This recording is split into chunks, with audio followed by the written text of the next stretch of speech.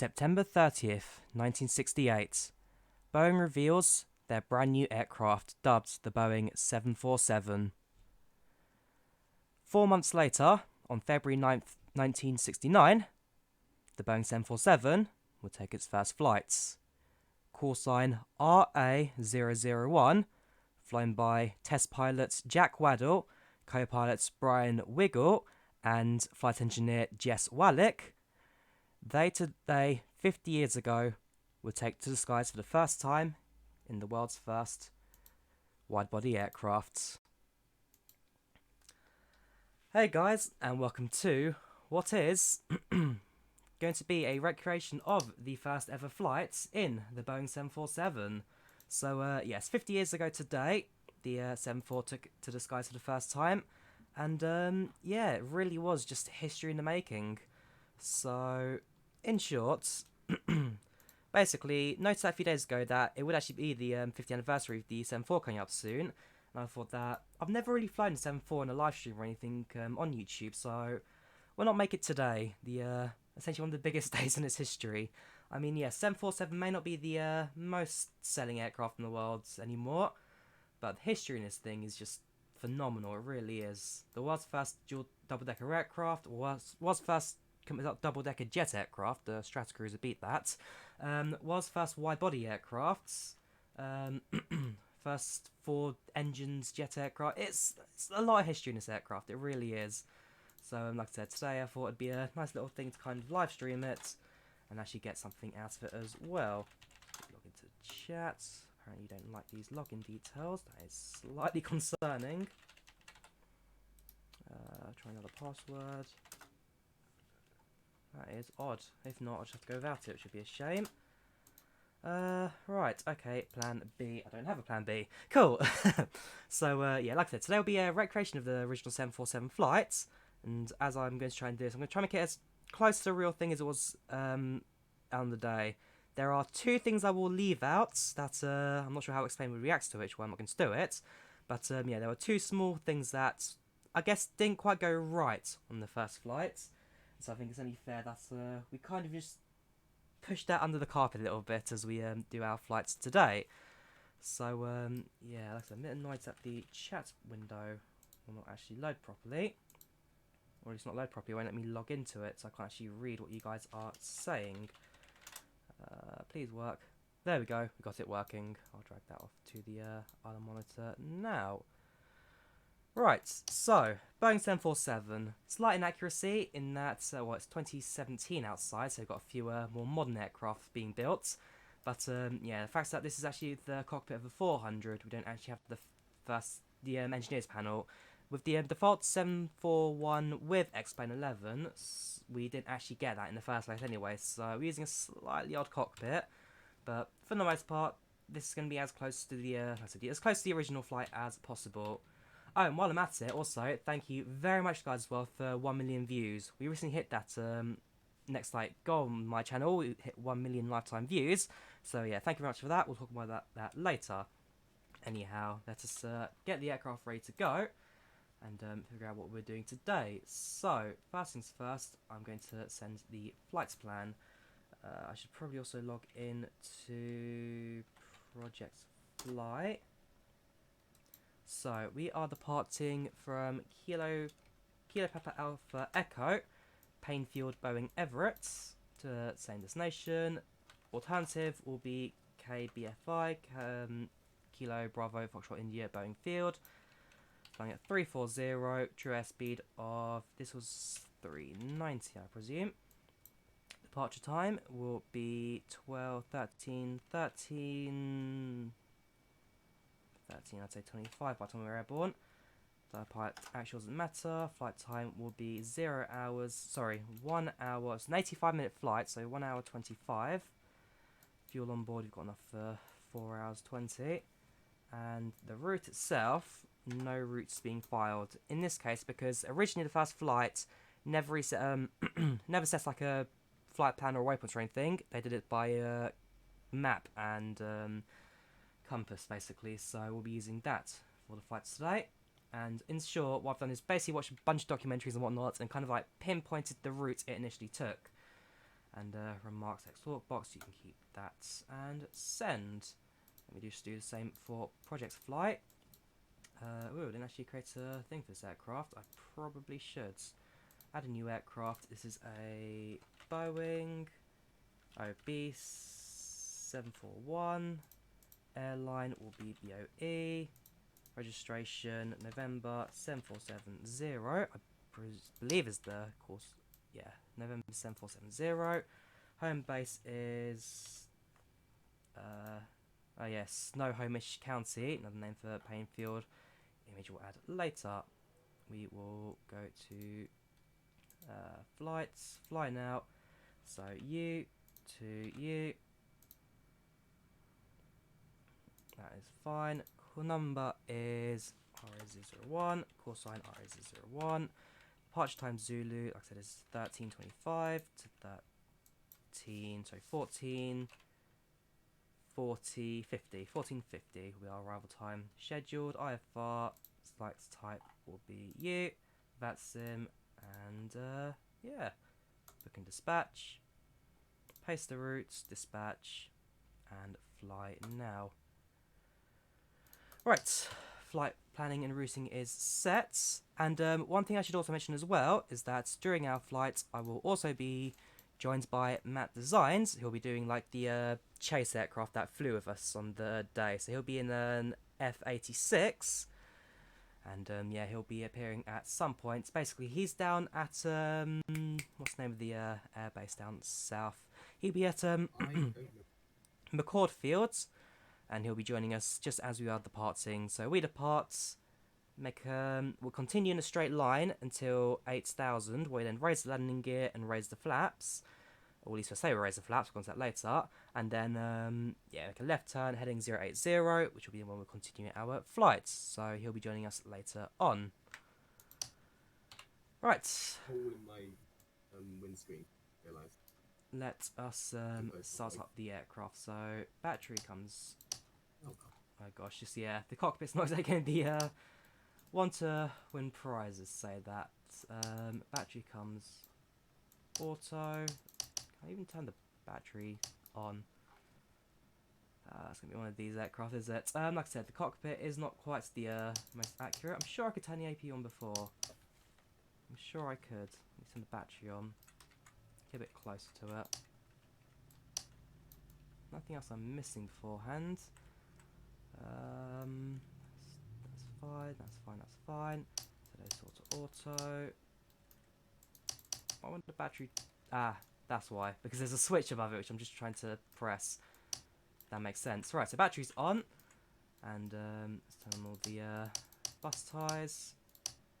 All comes on. Generators on. Hydraulics sets to auto. And APU, we shall get started. Get better graphics. Welcome to stream, Hera Carpitan. Yeah, get better graphics. Unfortunately, when it comes to 747-100s, things are a little limited, and X-Plane don't quite do snow on the ground very well. I'm sure once we're airborne, we'll get a chance to see some of the buildings and whatnot around us. But yeah, I do apologise if things are a little low for the first bits. Right, APU has now started. So we shall start focusing on the rest of the aircraft setup. That's all set. We're not going to use the FMC. The aircraft didn't actually have an FMC. It had a SIVA. That I can probably set to a line if I need to. Yeah, we'll close that then. Likewise, overhead panel. Set those all to a nav, a line. And down here, we'll go to comms, make sure that we are tuned to 122.8, make sure we're in Unicom, and those two will stay as nav. Turn on the transponder, so that we can be on TCAS and whatnot for aircraft, that is fine. Engines are shut down, that's fine. Hydraulic pressure low, that is also fine. Parking brakes and whatnot set. Right. Next thing is to set up the fuel, so crossfeeds off, fuel pumps come on. In fact, center tank is empty. I presume, I believe the center tank's empty. Yes, Yep, that's fine. And yeah, AP is now running, AP is active, all looks good. Basically, I can just turn on the engine and get myself ready to go in this case. Let's see what's online first of all. Squawk box shows online. Answer is nobody. Nobody is online. That's fine. Right, so I'll be starting up engines in about 2 minutes or so. Whereabouts are you? Right. Ready for part mechanically now, but see, this is a quick spot. Right, okay. I was gonna say, yeah. Oh, Like I said, when I start taxiing, you should be on the runway ready to go, and it'll take you maybe yep. 3, 4, 5 minutes to get here, depending on speed. Well, I'm all set to go pretty much. My lights on 6. The response turned on, I'm all good. Sounds good. Also bought plenty of people, so I shouldn't run out of time soon. Altitude, we are going to fly at... There's no scroll wheel here, this is old X-plane, so you have to quickly manually drag it. 2, 3, 4... 1, 0... And speed, we will be going at 240 initially. We are still in takeoff config, so 240. Heading, we will be flying runway heading, so runway here at Painfield is not 18, is it? It's 1 something. 16. So we're heading 160. And vertical speed will set that once we are airborne. That'll be about 1,800 for that.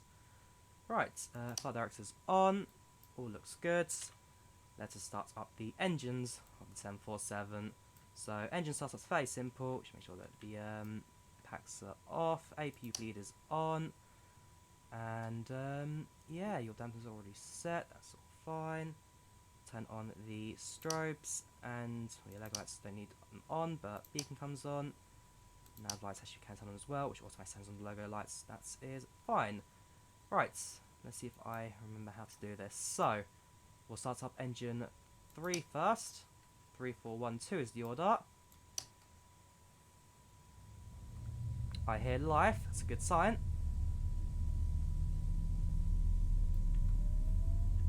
Keep holding that until we see life in the engines down here. There we go. And because 747, you can't do it backwards, so you do the fuel flow first, then the overhead panel. So once it reaches 18, it should presumably, if I've done it right. Oh yeah, there we go. It should start up engine 3. There we go. And then as soon as I see a white light on the overheads, there we go. That means engine 3 is now on. I'll do the same for engine 4. Engine 4, hold that. Keep an eye on the light panel. The other engine should be a bit quicker to turn on, since these are going to be powered by engine 3, using generators from that.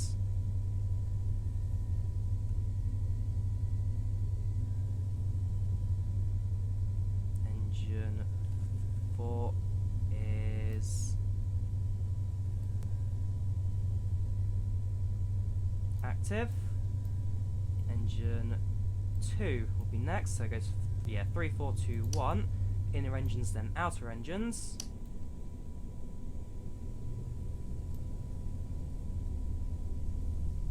Engine 2, on the other hand, displays a little bit different because also it shows the APU displays, so it will take a little moment for the displays to adjust when it comes to turning engine 2 on. And engine 1 is just the same as all the others. So we'll give that a moment.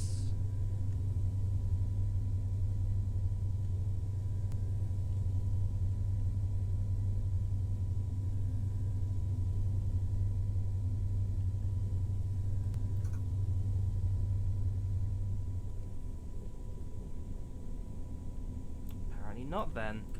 Let's give engine 1 a quick warm up then. Engine start. Nope, don't let go. There we go, that's what I wanted. I'll just double check the APU setup for engine 2 then, make sure I've not set that one wrong. Like I said, it's most likely just going to be a display issue with that one, but it just comes down to how engine 2 starts up. So engine 1, in a moment, will now be active.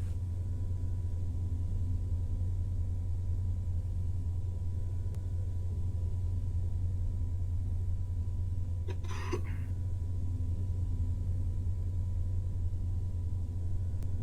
you go.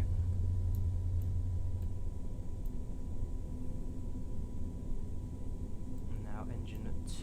Let's see if we can, hang on. Nope, not just yet.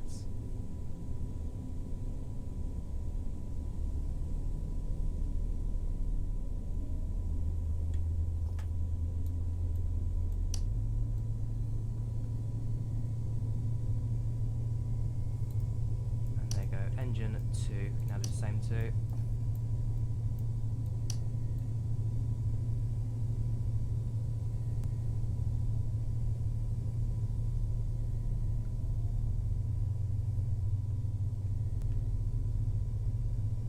So the engine 2 shutdown still shows. Doesn't mean that I have done something wrong with engine 2. What have I done wrong? APU shouldn't be affecting it. Yeah, the APU bleed is required. Otherwise, everything else.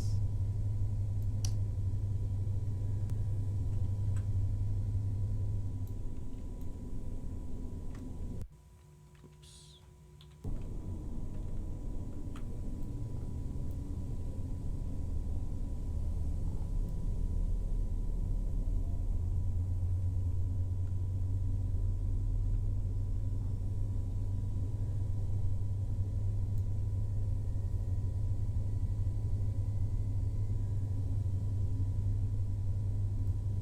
Has that done that?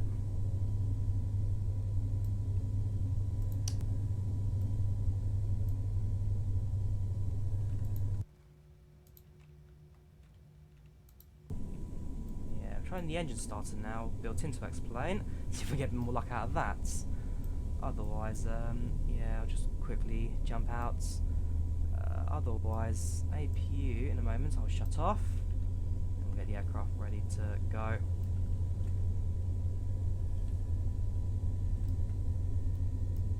So if I now shut off the APU bleed and turn off the APU, bring up that display. Otherwise, obviously I don't quite know how to run engine 2, so if we just cheat that one then.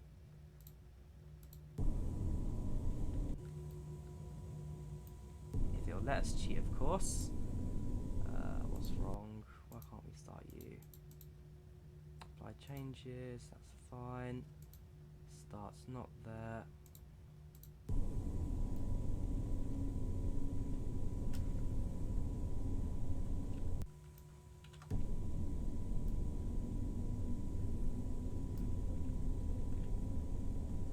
I will be honest, the fact that engine 2 won't start has confused me slightly, because normally it does that no problem. So what happens if you give yourself a week to learn 747? Start the APU again, just in case. APU feed on, and start. Fuel flow is running. Overhead looks fine. In fact, the engine's starting in here as well running, so it can't be an issue with that either.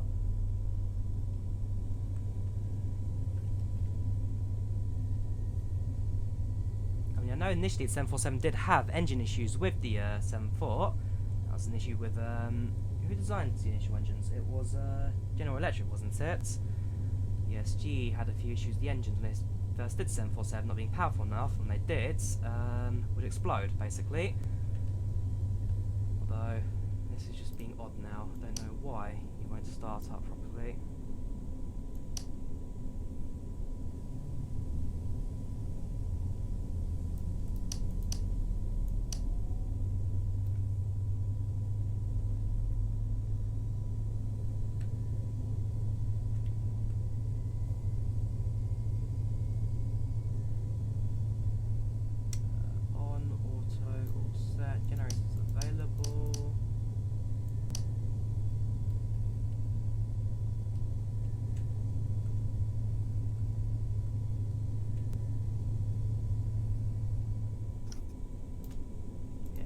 cheat this, unfortunately, because I genuinely have no explanations as to why the aircraft is being a bit odd with the fourth engine. Right, we'll quickly do that then. I do apologise, it's not quite how I wanted to do it.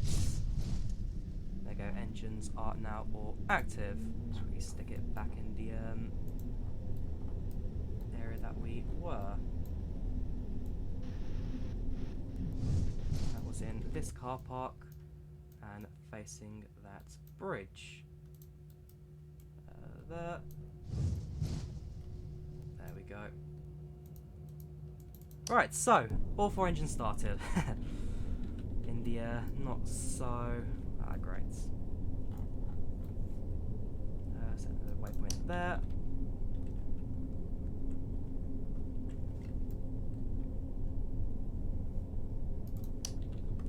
So, engine started, we have our aircraft set up, all looks good, weather seems to be on, 240, 160, 1834. Lights are all set, AP is now off, that's all fine, utility stays off, AP bleed now comes off, engine bleeds, don't turn them on here. Packs are going to be set to off because you can't turn them on in this cockpit as such. Otherwise, yeah, we are now ready to taxi. Just heads up, we are now ready to taxi. So, I'll now lower the flaps down into the third, fourth position. And trim, we'll set that later. Otherwise, parking brake is off, and throttle now goes up.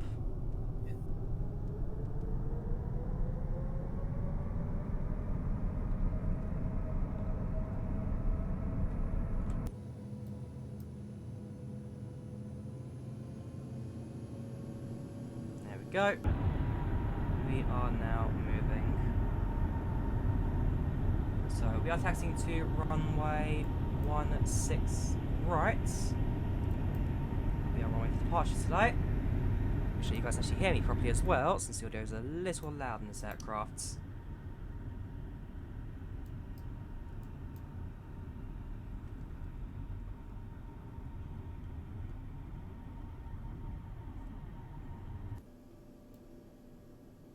So yeah, right now we are crossing the bridge over the motorway here at Seattle, or here at Everett even. No idea if this is exactly how the bridge looks in real life, but hey, so the next plane scenery, quite default scenery actually as well. And then the flight time itself will be 85 minutes. It was an 85-minute flight overall from Boeing Everett to Boeing Everett. Everett, in fact, should also be the world's largest building as well, the Boeing factory here at Everett, because it was built for the 747, and initially when they were building the aircraft there was no building large enough to hold it. They had to build something, I think it's like the size of a small village, and it is definitely somewhere I want to go in the real world. I mean, it does just look fascinating as an aviation fan and a Boeing fan as well. Weather, this is actually quite accurate for what the weather was like on the initial flights. Overcast, slightly stormy, was not the most pleasant of days.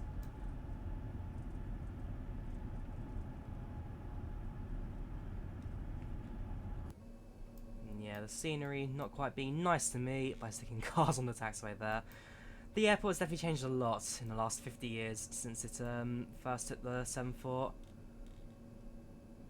Anyhow, runway is now ready for us. We'll hold short, announce our intentions to take off.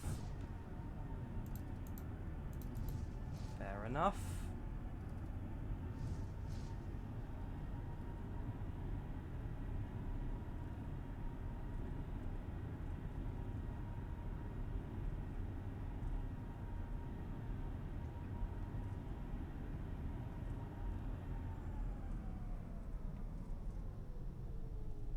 There you go, we'll now hold short of runway 16.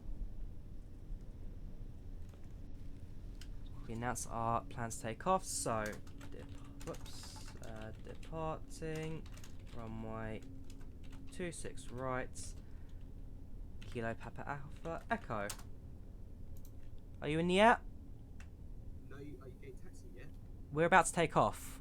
Oh, you didn't tell me that. I did, I told you you're about to taxi. Pain. Until they win. Why is engine 4 shut down? Can you annoy me again? Sorry, Pain's north one. Yeah. Which one are you Ru- cutting out? I can't remember what you're saying. You're just buzzing at the moment. I'm runway 26 right at Everett's, but Pain Field. Painfield. Pain. Okay. I'll be there in a few minutes. Okay. You're cutting out quite a lot over Discord. Right. Let us figure out why engine 4 shut down. This one's not too difficult to get back on running.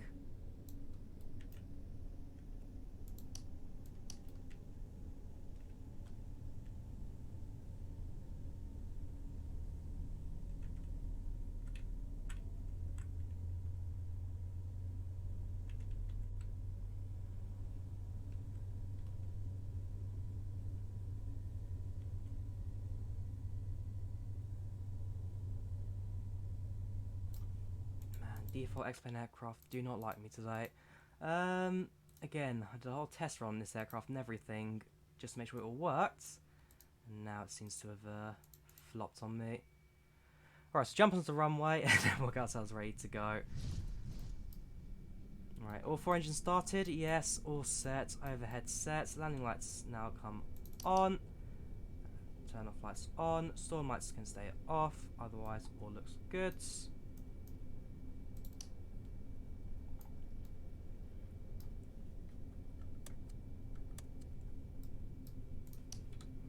And so the aircraft I'll be flying with today, apparently is a little late because he didn't hear my message that I was on the runway waiting for him. So we'll give it a quick moment, and then we'll start our takeoff run here at Boeing Field. So, actually, yeah, talking about Boeing Field itself, reporters and those who initially hear it today were all standing around the original control tower, which is this one. Yeah, they've since built a new one, bigger and better. Man, the scenery has definitely changed over the years, but yeah, 747 over there, aircraft the first flights. So, like I said, the chief pilots for this aircraft, test pilots in this seat, would be Jack Waddell. Co-pilot was Brian Wiggle. He was sitting in the right-hand seat, and in the flight engineer seat, which has been here, that was flight engineer Jess Wallach, and they were the only 3 people on board the aircraft at the time. There was all the gear kitted out and whatnot at the back, which would like record all the flight information and whatnot. But yeah, basically, for the actual first flight itself, because no one at Boeing knew how to actually fly, they decided that they would not have anyone else on board just for the sake of safety. So yes, the aircraft itself was empty throughout the flights, just with the people in the back. Whoops. Man, I don't like this. How did people in X-Plane use this originally? Just the dragging altitude thing. Right, 240, 160, 1800, 3400. We are ready to go. Halfway there. Cool, we are now ready to depart, and you'll be meeting us whilst we're heading southwards. Okay. Right. Throttle up. 4 engines stable. Off we go.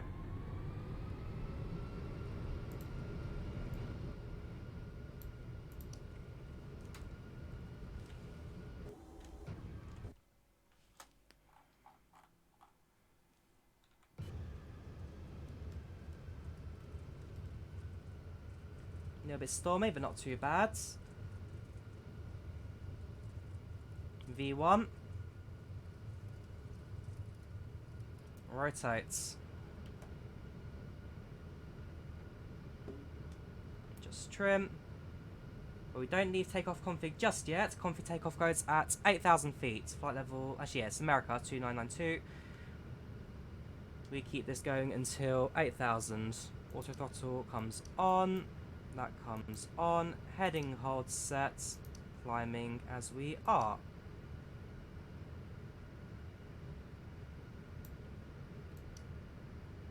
So 2,000 feet per minute. So speed comes on.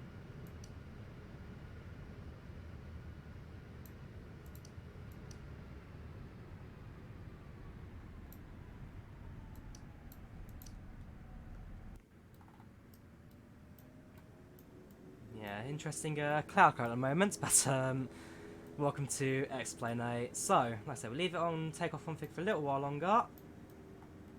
has our wingman been here at the moment? He'll be joining us in a moment.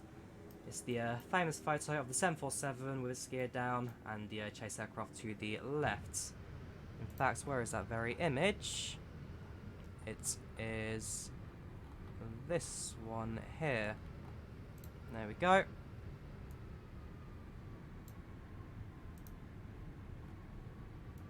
This image here of the 747, gear down, flaps down, and then the chase aircraft on the left. That is what we should be doing in a couple of moments. So he's just currently finding his way around me. It's an interesting colour of clouds at the moment. I'm presuming that is one of my mods in there, just trying to sort FPS, but not to desirable effects. Let's us continue climb. Now got up to 2,500 feet per minute.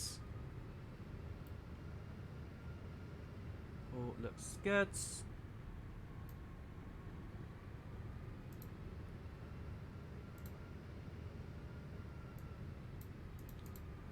Right, whereabouts are you? Coming up on you right now. I can see your name tag in the distance. Right, so you're not too far away from us? I'm over the windows. Oh, okay. It's not too bad then. So yeah, we're heading 160. 160, speed 240. I can slow down if you need me to. Roger that. Welcome, British passenger stream. What's happening? 50 years ago today, the Boeing 747 did its first flight. Heading 160. We are currently altitude 8,000 feet. 8,000. Yes, so, yes, British passenger. 50 years ago today, the Boeing 747 did its first ever flight, and so I thought that I would recreate it in speed 240. And so I thought I'd recreate it in X-Plane with my brother, Matt Designs, as the chase plane. And so he shouldn't be too far behind me. If all goes to plan. I don't see him yet, but apparently he does see me. Landing gear and flaps stay down until we reach something like 12,000. That's passed through 10,000 now. And then after that I retract that, we turn left heading 080. And then we continue as we are. Like I said, I don't see him yet, which is not quite concerning, but does show that he was a little late in getting to us, which is like shame. But that does happen. That does happen.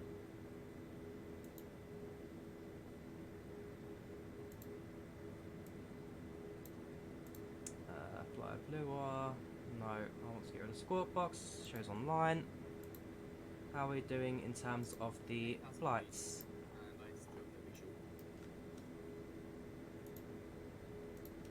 I'm at 12,000 now.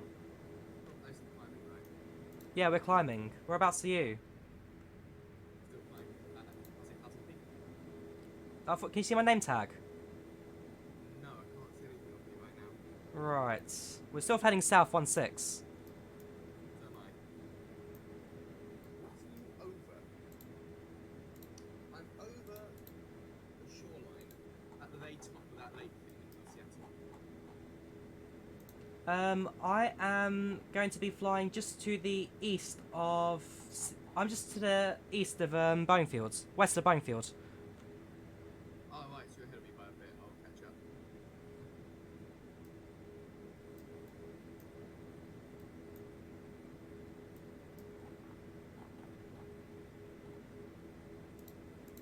If I quickly check out that sim map on Project Flight,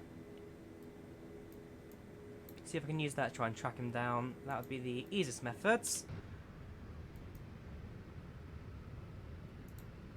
Right, I'm going to hold my altitude at 18,000.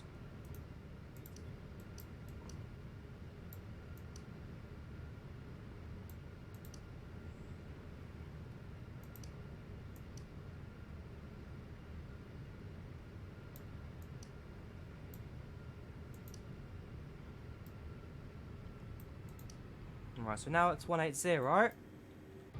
That does look kind of weird, but we are airborne because of the flaps. We're actually going to go up at 1,000 maybe, just keep the aircraft nose level.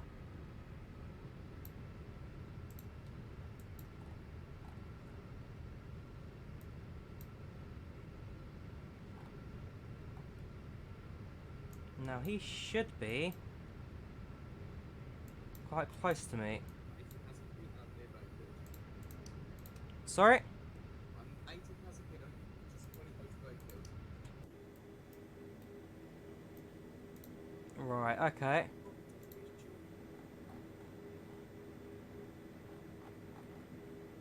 I'm just to the west of SeaTac now.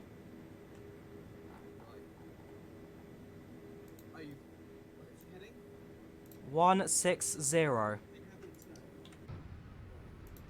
I'm not turning. I'm flying a straight line path. So you were east of Boeing, west of... Sorry, no, west of Boeing, west of SeaTac. You said east earlier. I said west. You said east. It's on video. Whereabouts are you then? Currently going over, I think, Renton. Renton, right. This is not working out.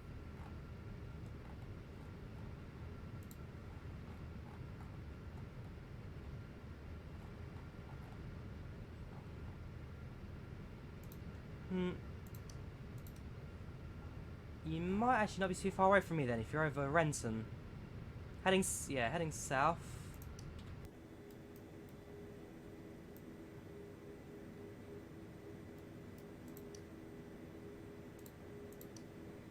Right, well I'm now going to leave takeoff config. So we raise the landing gear, raise the flaps, and right now you'd hear a bang. Basically, the right hand side flaps don't actually retract. They stick down the low position. Although I don't know if X-Plane can't really simulate that, and if you did, the aircraft would just fly out the sky. So we won't do that in X-Plane. Like I said, right now the flaps in the 7.4 would have just failed to retract. Right, continuing climb. We're now at 20,000 and climbing at 1,600 a minute. Okay.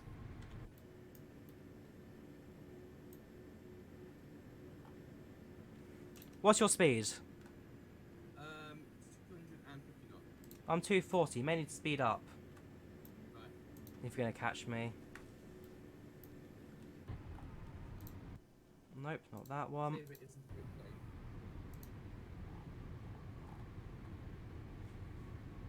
I'm just passing over 5-1 Whiskey Alpha. This airstrip. 5-1 Whiskey Alpha.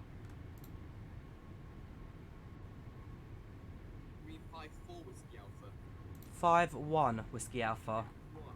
Right.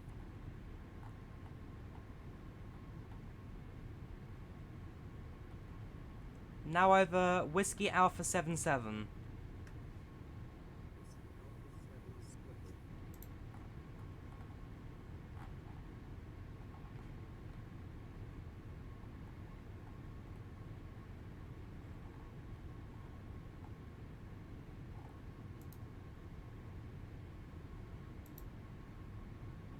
Oh, I know you are. To your right. And on the map. Right. So this was at Whiskey 77. Think about 4 miles to your right if it works out. Sounds good. Try and get here soon. We are now about to reach that massive line, Victor 187. Yep. I can see on my map you're now making a left-hand turn. Towards where you are. Is it correct? Yep, that should be in my direction. Yeah. I haven't got a display to where you are. I've just got HUD and an iPad. Right. What's your altitude? My altitude is... my altitude is 237. 237. Right. And plus, I can see half an air pillar finally. I've been beforehand. Just a reminder, we're cruising at 340. Before. Okay.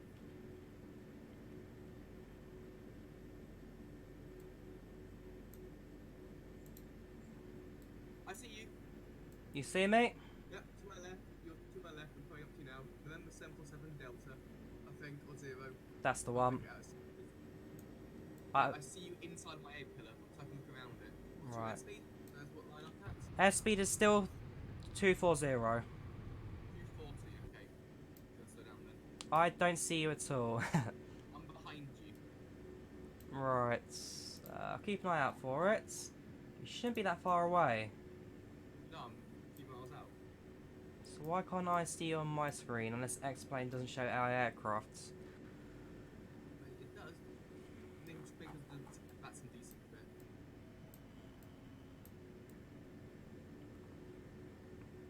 This looks so cool though.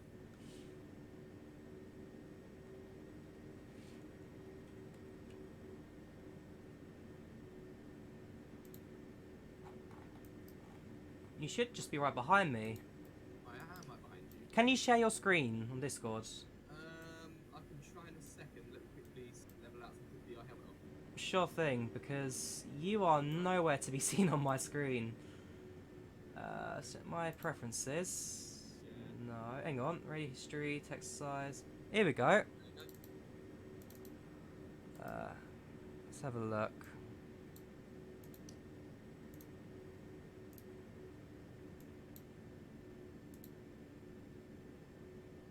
Oh, you just see my name tag. Yeah, you're not actually seeing my aircraft just yet. No, you can see the aircraft below name tag. But look, see that? Oh yeah, hang on. Let me share. Well, we got 737 though for me, but. Sure thing. Right, I've just put your screen on the live stream. But look out the side of the door on that. See that? Yeah.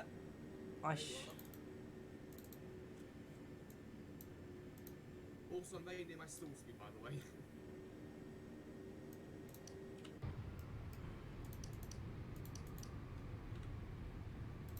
I just find it kind of weird that I can't see you. Sorry, yeah, you can see me, but I can't see you. Let's just oh no! Ooh! What? There you are. Found me? Yep, I can see you now. You're just in the clouds. That's why your name's a bit faded. You are in a 737. I think my phone's back because it's getting painful to look at. Use the 747. Yes, that is the one downside to this clouds. Outside the 747-100s, but basically because of the fact that no 747-1 cockpit exists for X-Plane, I am having to use the default 747-1 cockpit, which is a 744. So yes, no engineer's bay, and it's not quite the most accurate in that. But unfortunately, it's just a case where it doesn't exist, which is my problem. There's one coming though. Felix is making one. Yes, they are. Yes, they are. Shame they couldn't release it for today. It was just a little bit around that for the 50th anniversary. There's still an early development stages. Right, I'm about to make a left turn to 080. Okay, let's like follow you now. Do a shout out follow. Right, turning left to 0. Whoops. 0. Other way. Also, your weight is terrible. Sorry? Your weight totally is. Fighting. I'm surprised that X-Plane even simulates that. Bear in mind we're on VATSIM, not like on an AI aircraft or something. Plus what box. It's fun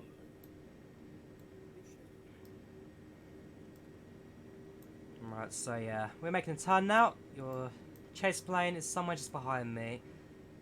Well, they've gone out of view again. Stand back a little bit, try to get the weight out of it. It's just, I'm not that powerful, so I'm stuck in switching if not snap. Right. All the power I've got.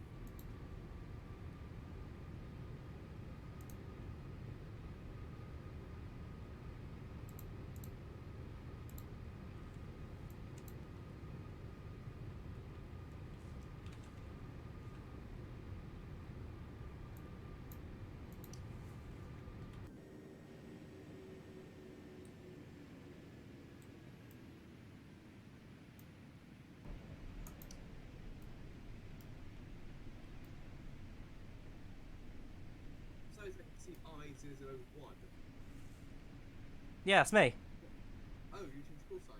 My call sign's Romeo Alpha 001. That's why you're 002. It's a tail code earlier. Was it? Yeah, it's 747. Fair enough. It's B7470. And he disappeared from it and he came back. Did he just change that? No? Okay. Quite logical, really. I can't even see it behind me. Oh, there you go. You're coming back now. Yeah. Yeah, try and get a little closer. Even if you are in a It's not 7.3. it's not easy because I'm maxing out the power and I'm barely pushing 250. In that hang on, 260 correction. in that case, we can increase speed to 270 if you want. See, I've been trying to hit 270 in the first place. I'm still pushing past 260. Right. Max power. How slow is your aircraft? Very. Fair enough. Yeah, I'm right up in the backside now. Yep, I see you getting there closer. Can't speed, I'll be able to keep it there. Something to play with. Right, we're just about to reach cruising altitude of 3-4.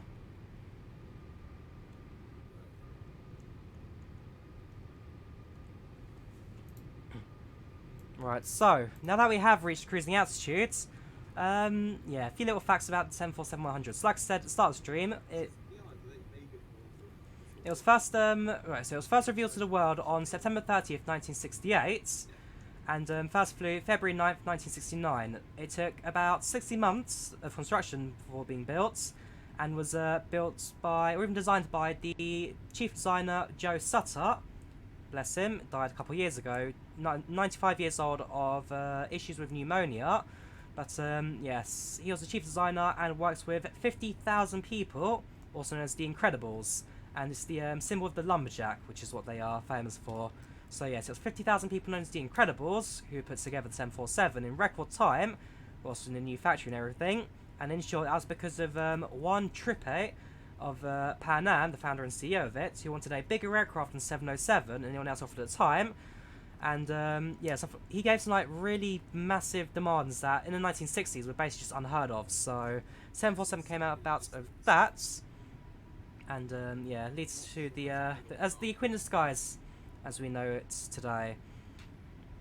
A lot of history goes into this aircraft, a lot of history, and it's something that I am, like I said, I'm quite happy to actually be flying today.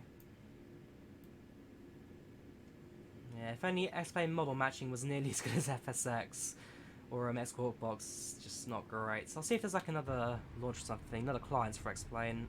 That's anyhow, we're at 340, and we'll be here for a little longer. Like I said at the start of the stream as well, thank you very much guys for 1 million views. So we hit 1 million views, I think it was on Tuesday, lifetime views, and yeah, like I said, it's something that I never thought I'd ever make. I never thought I'd make it. I mean, I'm not exactly a massive channel, and my genre's quite niche as well, flight simulation and whatnot, so the fact that I've now had at least 1 million people watch my videos, it's just it's a whole new thing, it's a whole new thing. So yes, I do thank you all very much for joining me in this journey from nothing to where I am today. It's been an adventure, it really has. Why am I not showing you my desktop properly? There you go, that's what you want to see. Flight stats at the top and whatnot. ETA 2123 Zulu. Not quite what I was expecting there. ETA not quite being the most effective for this flight.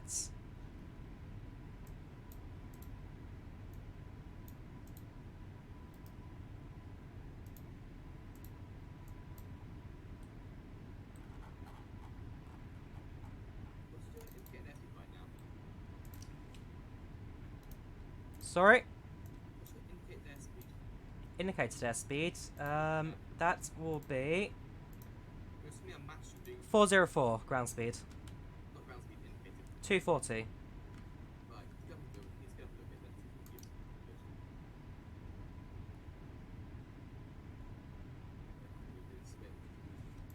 less. Is Matt in range?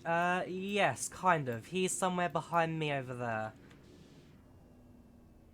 Although not quite in the F-86, because the model matching didn't quite get in there. So he follows me in his Delta Airlines 737. It didn't quite work out, but yes, he's possibly doing something in his headset we don't know.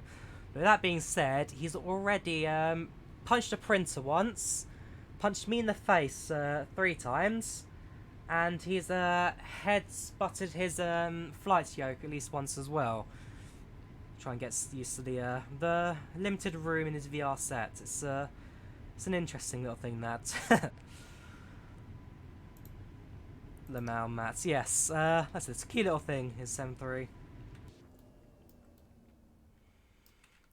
in his sim, he's flying something a little more related. I think he's actually in the F-86, but basically, Bluebell model matching don't give you an F-86, so it goes for the next best thing, which in this case is an aircraft that doesn't get built for another 2 more years.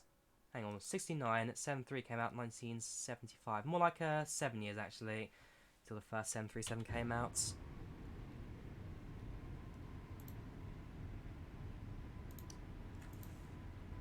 Check the map quickly, check our positioning, because like I said, right, in a moment we're making a left turn to heading 300. 300, got it. Hang on. Is it 30? 310. Correction, 310. Can do. I've burnt nothing as fuel right now. Still got the wing points full. So we drop that. Beat it down, 40. 310. Yeah.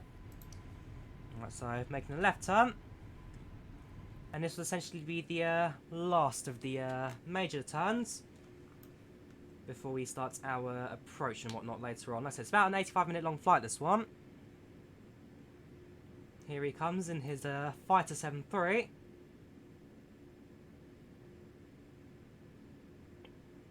Romeo Alpha 002, while I'm Romeo Alpha 001. One day, like I said, one day, HPN will give us proper model matching, and maybe we'll do another kind of live stream like this.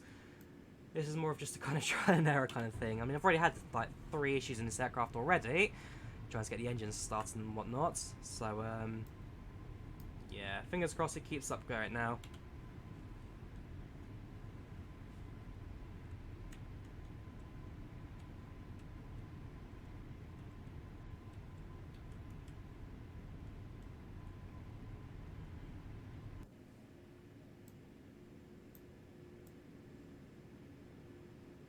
No, the 747. It's an aircraft that I do want to fly at some point. No idea if I ever actually get to, because like I said, they aren't too common anymore.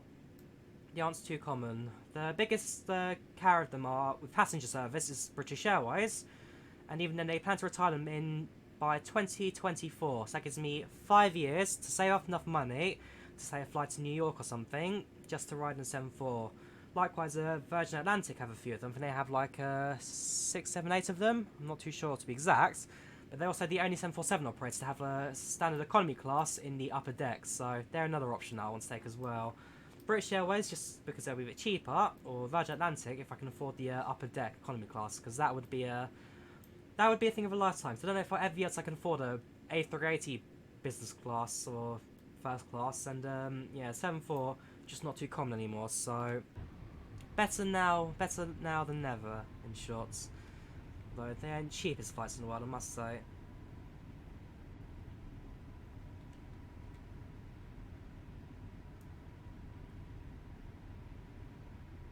Toilet's looking good. A little shaded thing over there. We can shave now on board the 74.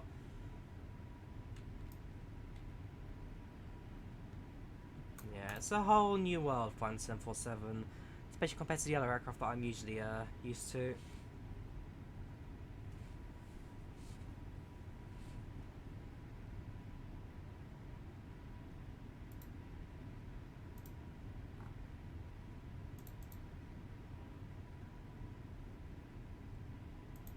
My question is, how many minutes have we now been airborne for?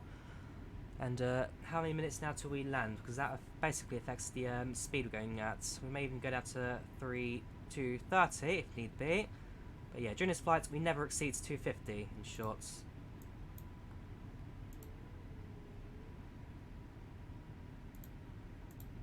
I will say in a... Oh, yes! Who is this guy? Who is this guy? 50 years. I need to go for that, yeah. He's in 748, Boeing 50. He's also doing Painfield to Painfields. You, sir. Anyone that mounts a Selectos over the mountain. And who are you? You're also doing a... Oh, that is so beautiful. There are some real great people flying tonight. So we've got a one 747. We have two 747s.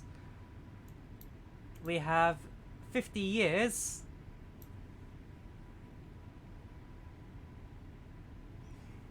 We have you, who's just started. You're going to Los Angeles. And then we have me doing just like the original test flights triangle kind of thing.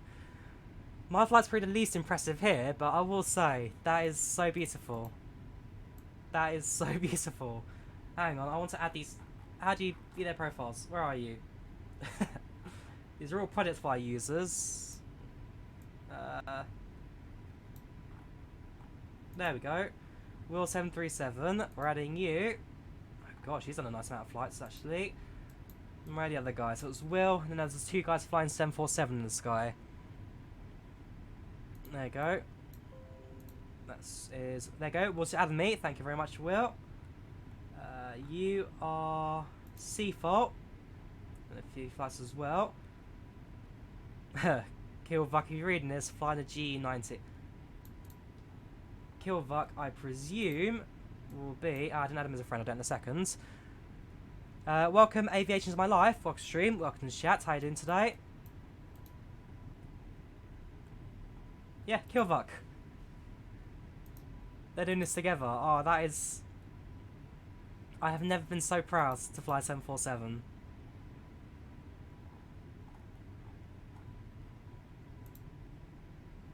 Lemel, I know Seafall.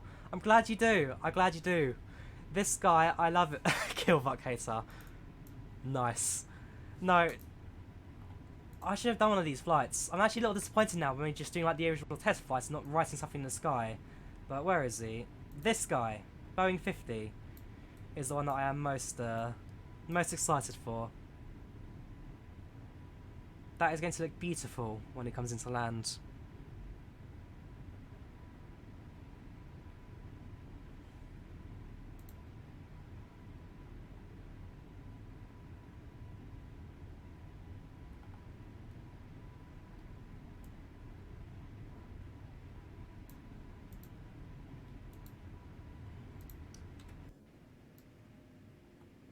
Don't know if any of that's him though, so that won't really take into account.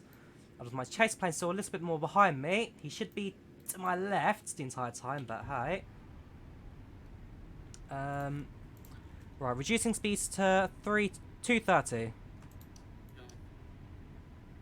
it's mapping, not mapping on.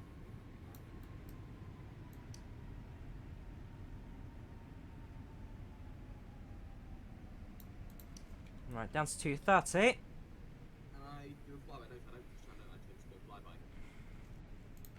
Yeah, go for it. Yeah. Like I said, for majority of flight you should be on my left hand side, and then when it comes to landing you'll be parallel to me, but you don't land yourself, you go back to McCord where you took off from. Yeah. I've got a route on my iPad, it's all like... You know, it's floating in the air, but don't question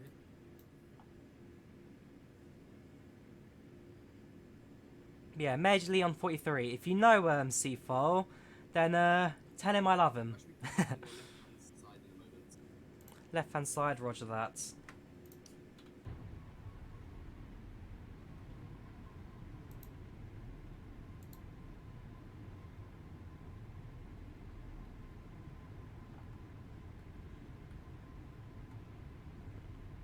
You will. I'm sure you will. I just love that. It's just the whole fact that they're writing 747 in the sky to celebrate 50 years. I expected the, actually I didn't really expect much coming out of it. I mean, the actual 747, like, celebrations weren't quite as big as I thought they would be online, but, no, this has definitely proved it otherwise. Matt knows him too. Hang on. Do you know a guy named Seafall? No, what? Seafall. C-F-O-L. No. From the JCTV server. Jordan Coe. Like, I may have met him, but I don't remember his name. Why? Okay, because apparently you know him, and he's currently in a 747-8, writing a massive 747 in the sky over America. Oh, that's cool.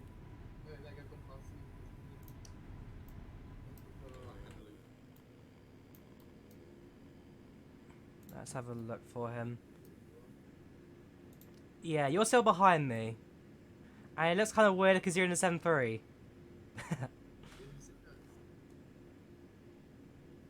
You're a Delta Airlines 737, doing 90-degree bank angle turns. Oh, GG. I'm not even a Sabre flying an NVIDIA jet. I mean, the fact that you are so far away from me right now kind of makes you look like a small little aeroplane, but we all know deep down what you truly are. You're the 737? 737 MAX 8 test demo flights where I did all the aerobatics in it. Sure. Bomber Air Show. The best air show. I think that it did look quite cool though, with the air show, but it wasn't as agile as the Airbuses were. Airbuses were no... Fine, watch this. Okay, we'll watch it. Oh, that feels weird. We're watching you. Yeah. Oh, that was disappointing. Upside down, it feels really weird. No, you just keep flipping like 180 degrees and whatnot. You're not... Me, I'm sitting upside down, but this feels awkward. That just looks yeah, it just looks weird on my screen. It feels weird over here. Because I look visually upside down, but I don't feel upside down. This starts making me feel weird, wibbly, and air. Cool though. I will say it's nice to see so many 747's flying right now on the in the VATSIM worlds.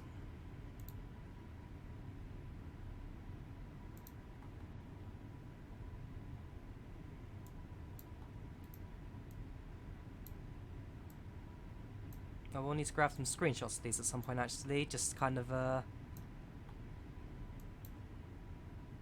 just like enjoying the moments really. Thank you Chris Scott for subscribing, much appreciated man, much appreciated. Thank you very much. You'll have a little thing drop in a moment. Which aircraft this? This is the Boeing 747-100 exterior, but using a 400 interior. So X-Plane doesn't have a 747-100 interior yet, but one I know is being made, but I haven't released it just yet. So we're using a 100 interior on a 400 interior on a 100 body.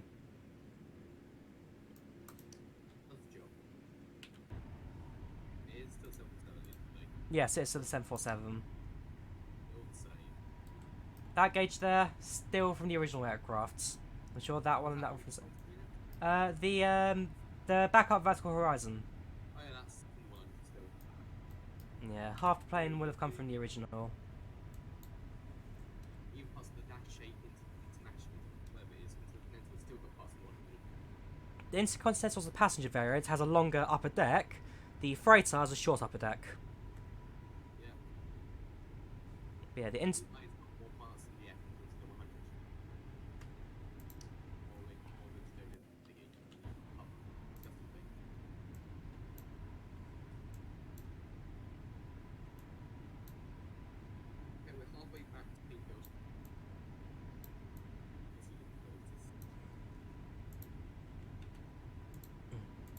looks close to the 747-8. Does it? Maybe the freighter variant, but not so much the passenger, I don't think. Hang on, desktop.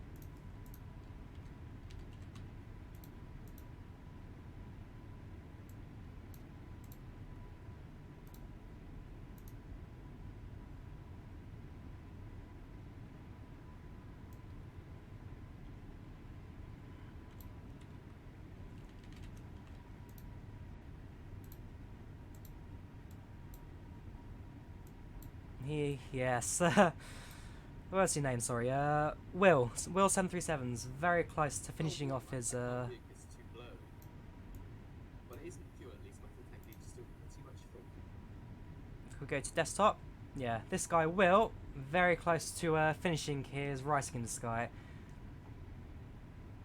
50 years. Descending will be in about, I'd say, 5-10 minutes. Okay. We fly north of the airfield and then we come just south of Bellingham before returning back to Boeing Field. Boeing Field, sorry, Everett.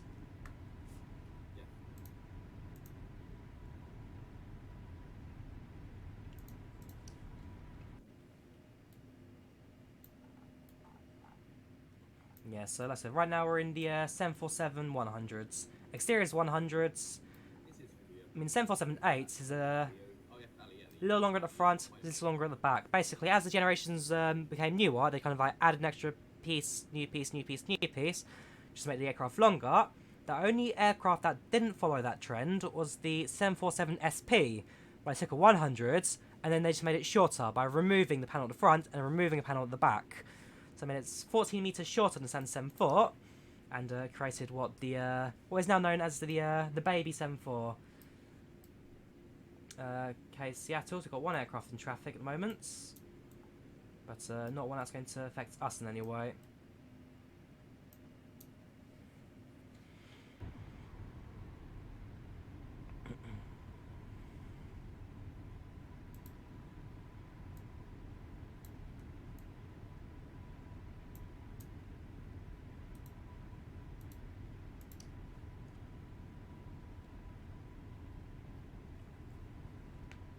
Right, so Will is now on the last leg of his 50 years writing.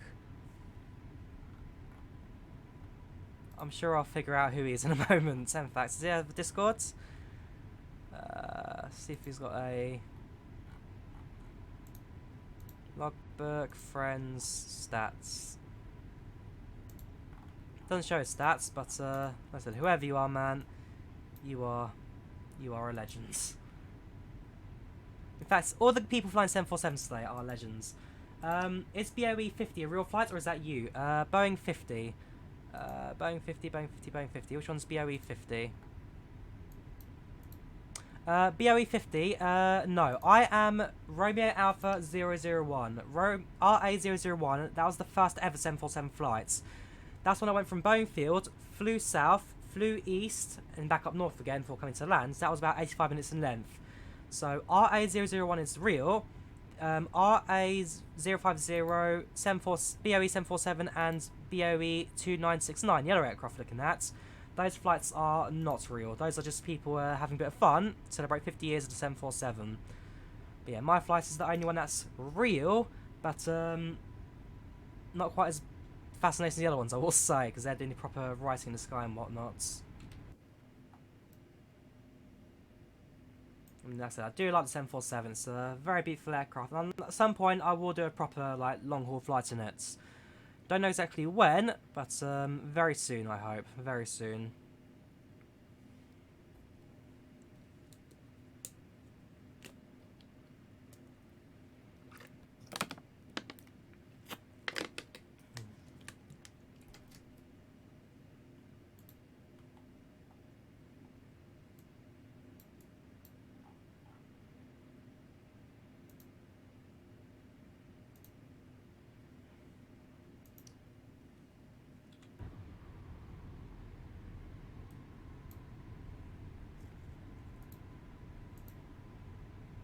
Turning right to 360 and going to start descending. Okay. Wait, tell me about his please.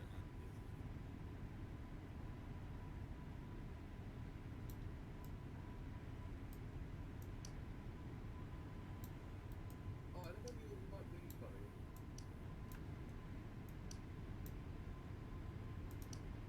Oops. So we're now down to 10,000.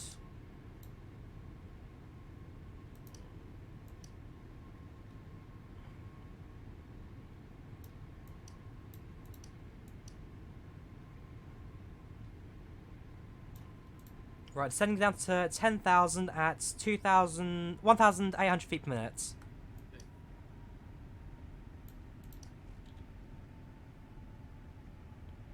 Right, so we're now starting our descent back into Boeing Fields to essentially conclude the first flight in the 74. Do you remember that the weather here at Boeing Field, not Boeing Field, I keep saying Boeing Fields. Boeing Field is North Seattle, Everett or Painfield is the one that 747 was built and flown at. No, King County Boeing Field is a different airport. I need to get those two out of my head. Keep mixing them up. I always have mixed up. There's 3 Boeing airports. King County Boeing Field, Everett, and what's the other one? Begins with R. Where is it? Not Redmond. Renton. Renton, King County Boeing Fields, and Everett. Those are the 3 Boeing airports in the Seattle area.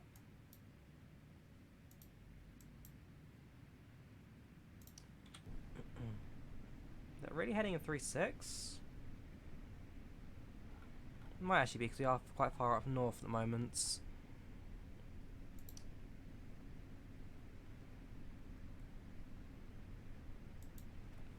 Alright, going to increase descent to around 2,500 for a short bit. Okay.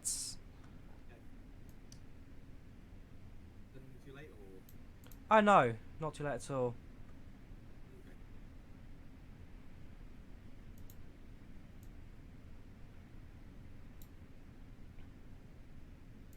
Like I said, as long as we make this final turn before Bellingham, we should be alright. No, well, it's not that far because my it's too close.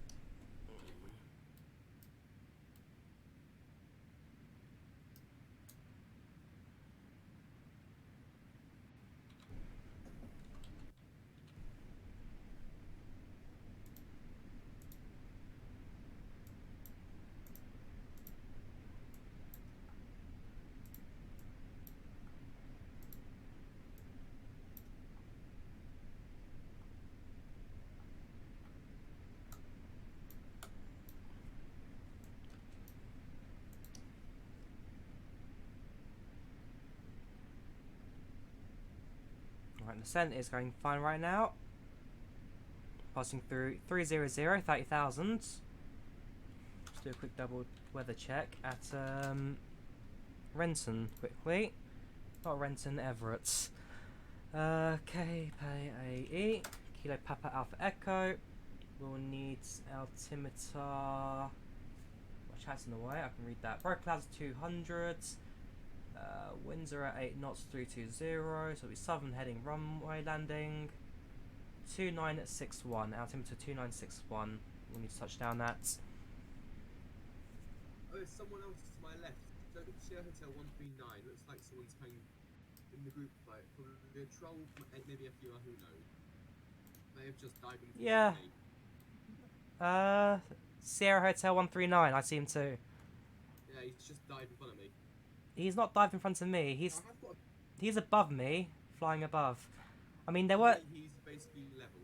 That's what he's actually... Unlike you though, he's actually managed to actually get to my direct left.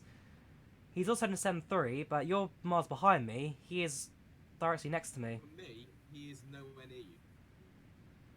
Try and match... I'll get one of- Is he in front of you or behind you? He is going in, I'll take It's me. Okay, it's Major Leon 40... it. Do you know a guy named Major Leon? Leon. Yes. Leon Busner. Yes. Hello, Leon. German bench pro. He calls himself Ben Shapiro because he thinks he's actually Ben Shapiro. Right. Yes, I know him. Yes, we've got the second chase plane for us today. Germans doing a good job. Like I said, he's actually been a bit more accurate than you today in terms of actually getting up close. I just wish... Then one point German's been accurate. I just wish X-Plane did accurate model matching. That sounds Batson, not explaining. Well, yeah, Squawk Box even. Call aircraft, to me, can't go wrong with 747. Yeah, you can't, Chris.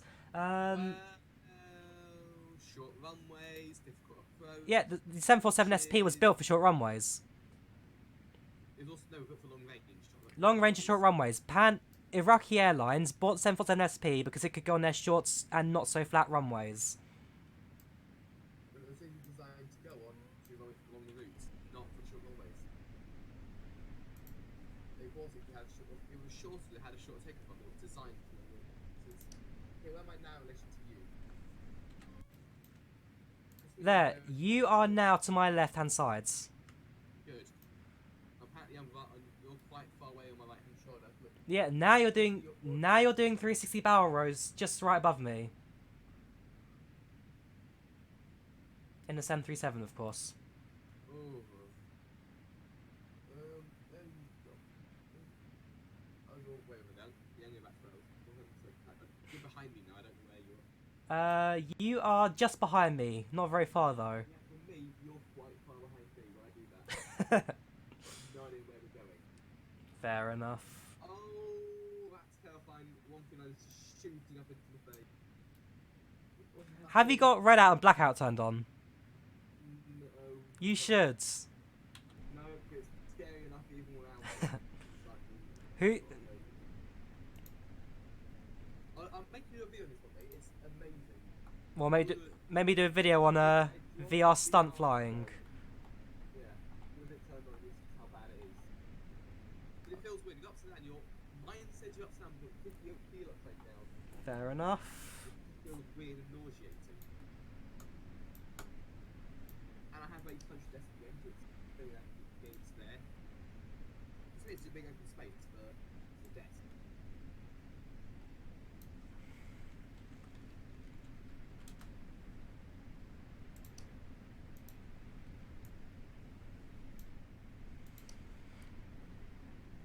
Right, we're just passing through 200 now. Right. And just a reminder that we're in America, we use altimeter and it's at 18,000. I don't know where mine is. I can't specify. Oh, okay. I'm just using the HUD. I can read the HUD on my iPad, but nothing else. Fair enough. I need to adjust Superstar and make it work a bit better yet. I haven't really finished adjusting it, but do it. So outside it looks great. Inside it looks a bit in. There's also a hole in the canopy, which I thought was terrifying to look at.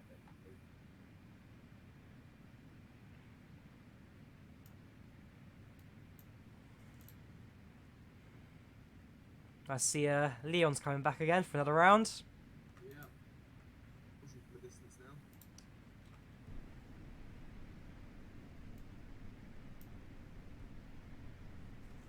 Right, we're going to lower my descent rates to about 1,800 now.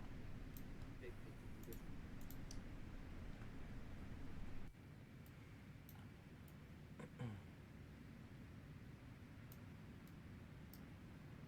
Check my position on the map. Go to my map. Too much over Berkeley with Yeah, so come round Bellingham, around Abbotsford, and then start our approaching. Since doing a test flight, should not be doing delivery flights sometime, no. Well, the first ever flight in the Boeing 747 was a Pan Am 741 from New York to Heathrow. That was on January the 12th. I need to double check the date. I've got the list here. Yeah, January 22nd, 1970 was the first flight of the, first commercial flight of the 747. It's Pan Am, so I'll likely be doing that one at the start of next year. What are you saying? Also, the first event flight didn't actually work. It broke. We had to bring a spare plane. Yes, the first flight 747, there was an engine failure, so they had to deboard the passengers, stick it in a hangar, repaint another aircraft with the first flight detailing, and they sent it to Heathrow 7-8 hours late. Now, on the first flight of your 717, like when you're doing now, there was actually an engine overheat warning on all the engines on Yes, engine overheat issue, and the right flaps would not attract after they were down. They were stuck in downs for the whole flights. They had to do an asymmetric plan, so they physically polished it up and it worked. When it fell again, they just I went and just left it. It wasn't that they were made pain in the first 747 and rushing it had to get something out when they were bankrupt. Hey, you won't see an A380 built in 50 years' time.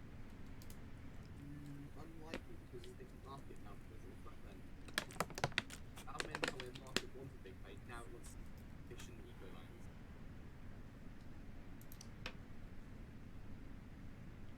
If the 80 was built in the same era, it would have been more popular. Remember, the Boeing font is older than Airbus. Indeed, so by almost twice. Right, get ready. In a moment, we'll be doing a left turn heading to 275280. Okay.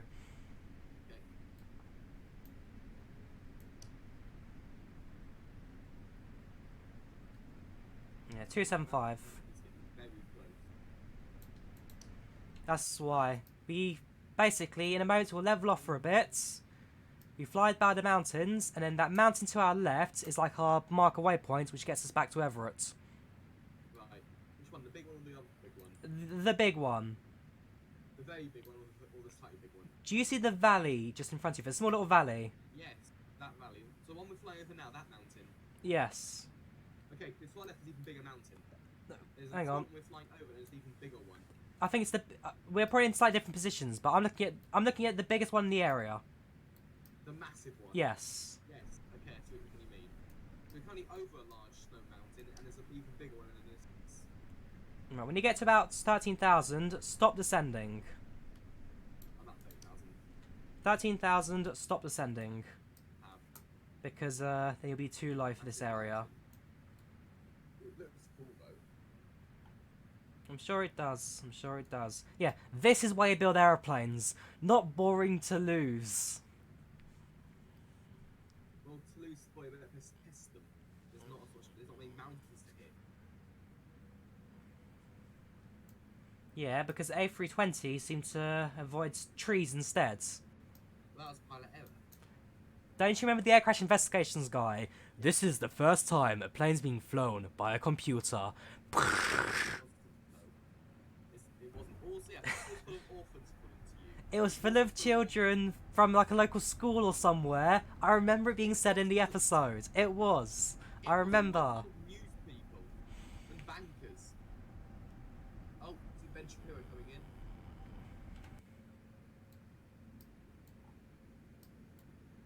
Oh, yeah, he's just behind us. I've got a missile, should I use it? Oh, he's actually in a fighter plane now. That's more accurate. For me, he's an A320 and you're a 747, both which are BA. Fair enough. He's in an F-18 while you're in a 7-3. Closer. Oh, it's like his F-18 again. Yes. He flies it all the time and I boot flies it. He brings an F-18. That's And he still isn't the first to land. That's a big A320 that we passed. Flew under his elevator and over his main wing. That was a fine bit of flying. I was staring at my wing and clipping that would be bad. Speaking of the A380, did you hear that they're delivering an ANA 380 to Japan? We're doing flights from Narita to Honolulu. Yep. One's been delivered, I believe. The other one's on the verge of it. The other one's been painted up. The third one they ordered is coming from production. Right. So what's the Paints in 3 colours. So what is the A380 backlog order right now like? Some. Who's actually ordered? I think British Airways has someone order. I know it's for now, but that's signed for something because BA has number. Emirates got a bunch of orders still. Because I know It's all Emirates. all Emirates. Okay. All from the Emirates. Because Emirates seems to be the only airline that can make a profit on them and have so many. They can make a profit off them. It's just nobody. So a lot of airlines are moving their marketing system around. So Emirates are people who haven't spoken with. Well, other airlines are moving to have secondary bases they fly to. So the Ryanair's everywhere to everywhere flights, which is technically more profitable now. It used to be the other way around. The hub and spoke more profitable method, but now it's the anywhere to anywhere flight method. That's how Norwegians succeed until they start failing to lose their money. Oh yeah, your beloved Norwegians about to go bankrupt. Oh yeah, I know they are. They're blaming engine failure deliveries. They're mostly blaming Boeing for it. Yeah, tell that to Primera, who blamed Airbus for their planes that were delivered early. And then their blog post where they actually had like 5-6 blog posts where they just complained about Airbus and their failed deliveries. Of which all the aircraft that you mentioned were delivered on time or early. Hey, it's not like they had a couple of 737s sitting at Stansted all summer doing nothing. They did. They flew a bunch of 77s and then just flew them across to Iceland.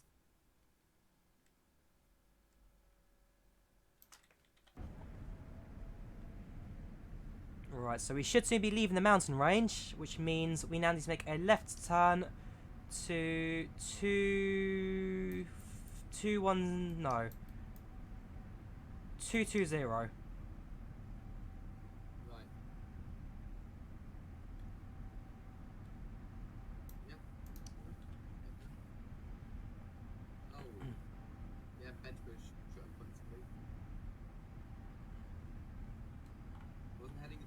220. 220, got it.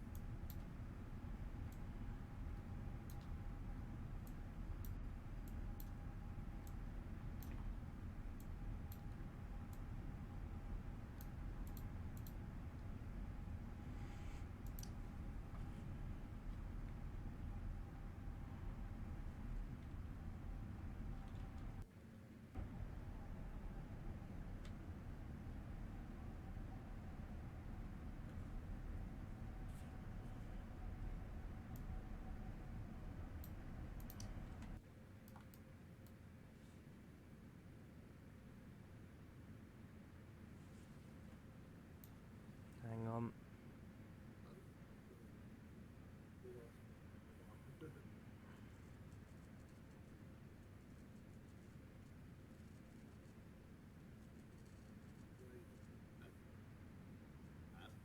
They can't see it.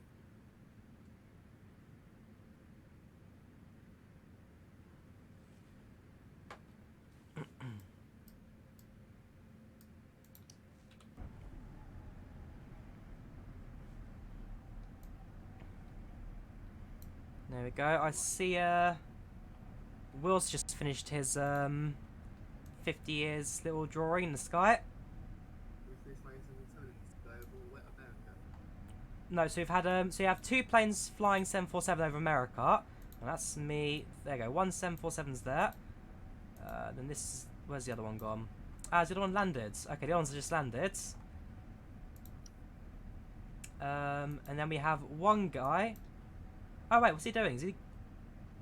Oh yeah, sorry, yeah. One guy just landed, right in 747 in the sky. His name is C4. Apparently you know him from the server. Then there's another guy who's done the same route, although he's taking a slightly different approach. 747 in the sky. And there's one guy named Will, and he's just writes 50 years in the sky. And it looks like he might start another word in a second. I'm not too sure. I'm going to keep an eye on him as he flies. What's this? It's nice to see a lot of people actually celebrating 747's 50 years. And like I said, oh yeah, if you're in the Seattle area, head up to Everett where you get to enter for free and get a free cookie. Oh yeah, You get a free cookie for going to Everett today. And a tour for your first. What are you listening on? One day, Oh shit! Found him. one day I want to go on the Boeing tour. Go there one day though. It's not that expensive to get there. They go fly to Seattle. No, it's when they stop. I found where he went and came up from under my wing. Very close. Yeah, you're both fairly close now. You're both catching up. Yeah, I guess we can get the sync now. Going to my iPad, we're nearing thingy. Yes, not too far from it now. I'm gonna follow Shapiro for a bit. I should get a good sort of space on it. Right, in a second, it'll be continuing descent. Otherwise, we need to start heading 180 in a couple of minutes. Okay. And then at some point, I need to grab the ILS information for runway 26 right at Everett. No, the ILS didn't work on the first. I didn't work on the first flight. The ILS, so we did. Oh, okay. Oh gosh, hang on. Welcome, Nelson, to stream. Welcome. How you doing today? How you doing? Alright, no ILS then, that's fine. A sort of like temporary portable radio put onto the plane. I think the one sort of VHF you could use. Oh yeah, that's, I mean, the 747 doesn't even have like a course selector. I'll just put in the frequency of the runway and that's it really. It's actually yet never met, but back then it was done by Seaver. Yes. They haven't got Seaver. I've got the Seaver add-on installed. But I still need to get that configured properly for this aircraft because it's not built for the 747-100s by default. Move that out a bit. Oh, we've got a proper trio going on now. Right. Flying pack formation. Left heading 180.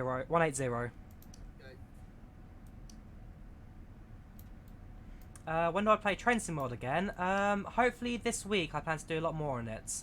I do apologise, I've been a bit quiet on Train Sim World. I haven't done it in a couple of weeks. I do need to get back on doing proper scheduled videos. Actually, there's something I do need to apologise for, because I have been very quiet to my uploading schedule these last couple of weeks. Work has been very busy, some sort of, with a lot of investment stuff going on at the moment, so, yeah, I'm a little bit behind on that. I do apologise, Nelson, I do apologise to those who do watch my Train Sim World stuff. I am so far behind on my upload schedule, it is unbelievable. So, this week, I plan to just kind of dedicate it to getting back on track and getting everything out there. eBay your channel off then. eBay my channel off, fair enough. I've lost track of the bench hill again. Not good. Right, so ground goes flat now, so continuing descent to 2,000. Yep. Question is, I don't know the descent rate to this final bit, because this was the short, like the actual final approach kind of bit for the flight. If that's continuing turn, I need to be heading 155.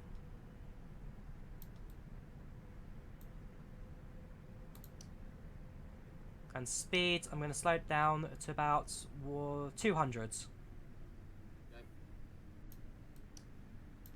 This is the bit of the flights that I couldn't find much information on, I'm afraid. So, How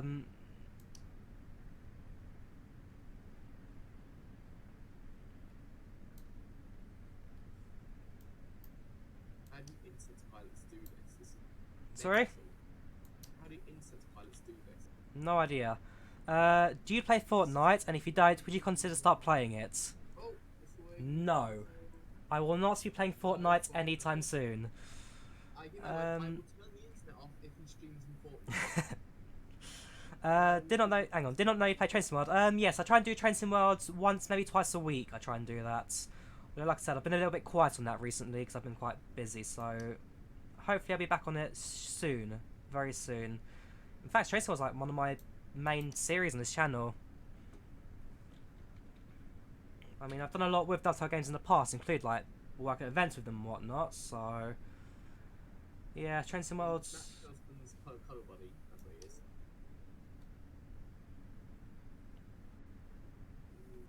Right, descending to about 1,500 feet per minute, heading 160. 160. Okay. 160. About to pass through 10,000. Hang on, what's the ICO code for this airport? It is KDAE. Altimeter needs to be set to 2961. 2961. What's that now? It's so tempting to just missile you right now. What's my effect? You love it when you do passenger when Train Sim World. I mean, being in the UK, I can actually be a passenger direct. It's the main line, which is a bit more exciting than the game. But then again, the Great Western Main Line ain't always the nicest line to ride on as a passenger, especially in the summer. There's no adventures, there's no IETs, there's no Electro Stars, there's nothing good in the game so far. Hey, the 166 is a great train. It's not. Like, this guy, he cited, if he buys London, he'll put the 166 on every single train line. Why not? It's a terrible train. It's inefficient, it's slow, it's loud, it's a fuel guzzler, it's hideous. It's not a train, it needs to be replaced. It's getting replaced, it's a good thing. The music's good.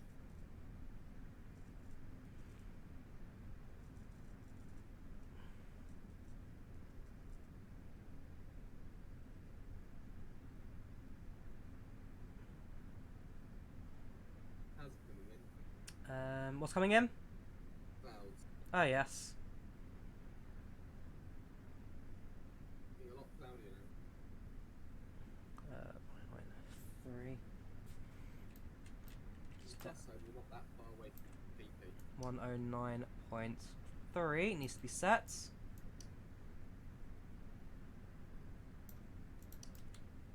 193, that is fine. Continue descent now. Is that my friend talking? That's my brother. Matt Designs his name in the X-Plane community. Hello. Yeah, so he's in the aircraft behind me. He should have been in the fighter plane, but X-Plane's export box model matching. When is the new? What's the name of the new that sim launch coming out? Yeah, that's the one. Because I believe they're gonna have proper model matching in it. I know it's currently in beta testing with a closed beta group. Yeah, I'm waiting for that to come out for sure. That will definitely improve things next plane, including ground anchoring, so planes are no longer floating in midair at the great airports. Yeah. That's something that being on next plane is a massive shame, or just an annoyance sometimes. What I want to see from Swift, right, is the ability to sort of get an easier interface for CPDLC. Oh yes. Because that will then push more on makers to add it to it. Because Manak's got it right now, but nothing else has got it in the next one. Welcome Julian, thank you for subscribing. Thank you very much, man, appreciate it. Oh, I've filled out my plane. There you go, got a little coin dropping now. I'm just in a plane flying away and looking me, I fell out. I can sit outside on the wing. Oh yeah, he just got a VR headset yesterday and he's a little obsessed with it at the moment. Yes, I'm absolutely obsessed with the thing. It's so cool. Have a look. Like I said, at some points he does want to stick me in a fighter plane, just see how that goes next plane. So Die or absolutely crap himself. One or the other, probably both. This though is pretty cool. how are we doing for approach? We are looking, yeah, quite good right now. We're about to pass, we'll soon be passing through Arlington. That sounds familiar. Are we Canada yet, or have we been American the entire time? Flaps down, first set.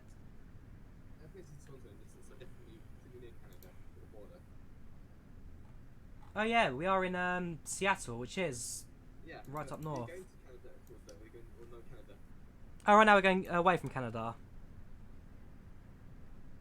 Do we go in it, though, at all? No, we did not enter Canada. Okay. We just went south of Canada. Okay. That might have entered something, probably, then. I can see painting this thing. I just see clouds, but we're not too far away from it. I just see a massive talent coming up the windshield. This thing hasn't got very good visibility out the front, I'll give it that. But it's got a massive HUD in the way. Out the side windows next to the HUD, it's pretty much... Yeah, Seafall. I saw you flying the 747 in the sky. Absolutely love that, man. I love you. It was you. It was the guy behind you as well. Where's he right now? What's his name? Kilvuk. He's just finishing in a moment. We've got a little bit to go, so I can probably show you without killing me. There we go. Yes, so Kilvuk's just behind you right now. And where's the other guy? This guy who's just writes 50 years in the sky. Like I said, I just love the community as it's just come together for the 50th anniversary of 747. It's beautiful, it really is. Brings a tear to my eye. Now, No, it doesn't. where is this airport? Where's my iPad? Oh, it's currently glowing green, that's a bad thing. There we go. We are probably... Oh, it's upside down. We're currently not far away. Yeah, not too far away. I'm down to 2,500. We'll be keeping the aircraft for a little bit as I go through landing config. You're Kilvuk. Kilvuk's on stream. We've got them all. We've got them all. So beautiful. So beautiful. Oh yeah, don't worry. We're meant to. Okay. Right now, this is, like I said, during the first flights, they went up to about 12,000 still in takeoff config. And then they come down quite low before going to landing config quite late. Okay. Because the flaps are broken. Probably because the flaps are broken, exactly. The only thing for me is, have I come in at the right angle for the airport? Nope. Hang on. Yes, we're fine. Woohoo. Now I have to follow you in one question and fly past you and land at the military base. Yeah, so you'll be on my left-hand side, and you'll fly past me as I land. Okay. Otherwise, the airport I now have in sight.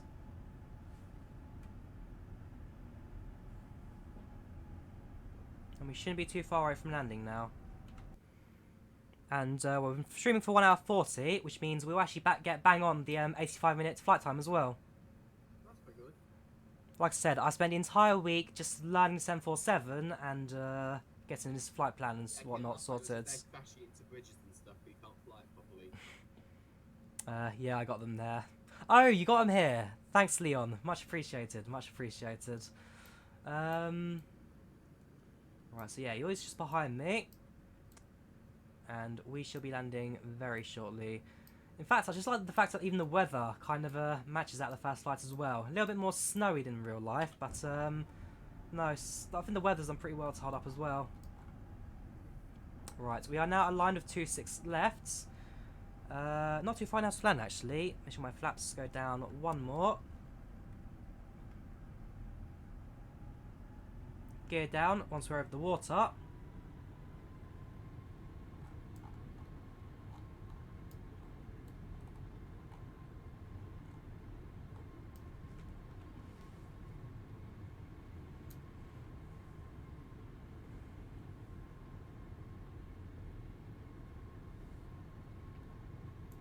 And so the next couple of minutes is basically what made test pilot Jack Waddell forever a legend.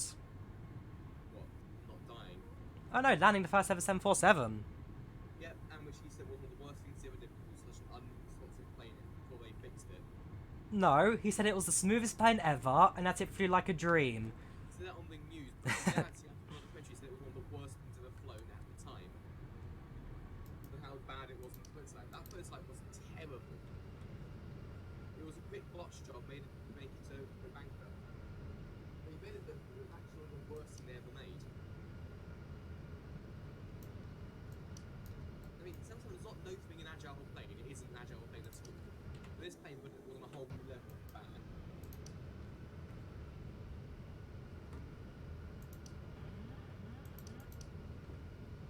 The wings weren't even working. They were trying to twist the snap between the flights. And to strengthen the wings to bring it to wings.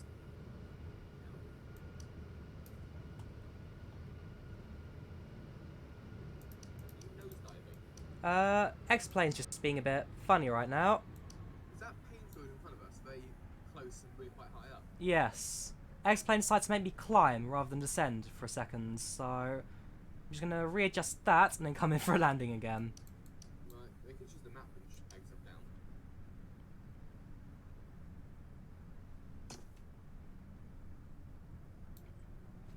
Alright, let me try that approach again. So I'm now in manual control. And speed needs to be about 1.6... What was it? It's 155... 147, no. It was 157 for touchdown. Well, I'm going to give that section to try and slow down and get as much as I can. This paper's got no spoilers. What's the altitude right now? 3,000. Yeah, we were at 2,000 a second ago. X-Plane decided to make me climb for whatever reason. Slightly annoying that, but hey.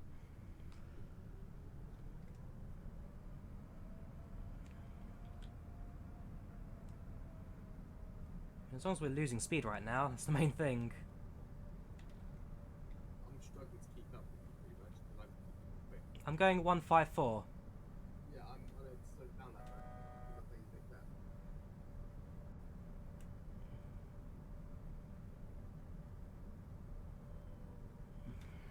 Jet isn't a good plane for steep approaches.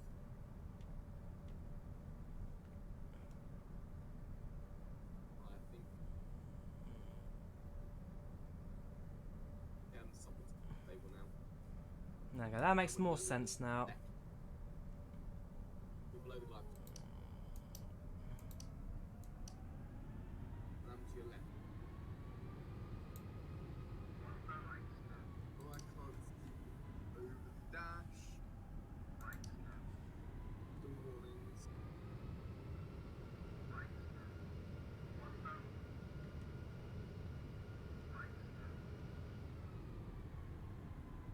There we go. We'll go for the adjacent taxiways flyover. That's fine. Whereas certain Shapiro is currently waiting. Yeah. Ben Shapiro. Thank you, whoever that was. I couldn't quite your name, but that was a thing. Major Leon for subscribing. Thank you very much, man. Much appreciated. Ben Shapiro himself. This on Discord is called Ben Shapiro. On Twitter he's Ben Shapiro. On Instagram it's Ben Shapiro. Everywhere he is, he's Ben Shapiro. Sounds good. Yeah.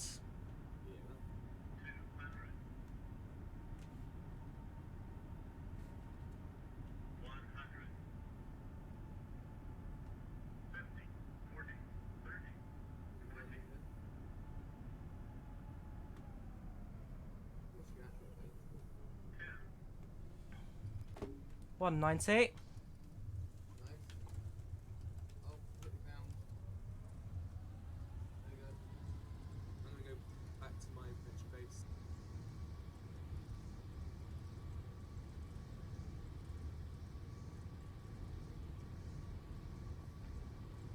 Reverse thrust cuts. And there we go. We have landed back at Boeing Everett. About how many minutes was that flying? 1 hour and 1 hour 30. So about 5 minutes later than the actual original flight was, which isn't too bad. Now let's remember that this aircraft is one of the most painful to ever taxi. And the fact that the runway here is actually on a slight platform, so we actually have to drop from the runway to the taxiway. Whoever made the scenery, he did this too much. Design one. Quite cheap now, on sale. Oh yeah, it is the Seattle Airport Sex. Quite an old one as well. Anyways, flaps go up, speed brakes come back, landing lights off. Let's now taxi back to the Boeing hangar.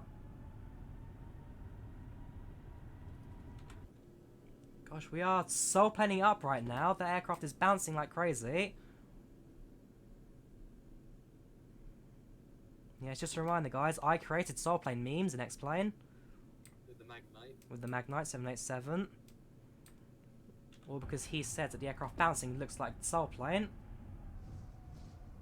Gosh, just turning... Yeah, the default 747 X-Plane. Not exactly, Not a masterpiece. Not a masterpiece, no. This has a turning circle. Horrible. Anyway. I mean, the 400's quite good now. They did a whole new thing for that. Quite decent. Yes, they did. Because this is an X-Plane 9 model, wasn't it? This is an S9 model, yes. Yeah, it's an X-Plane 9 model. That's just lucky to even make it this late. Where? I think his name was Roy, where that guy saw the 200's crashed. Oh, yes. Just over that crash site. Okay. Was it Roy or Vale? That was his name. Roy, I think it was. Yeah. Either way, with his crash site.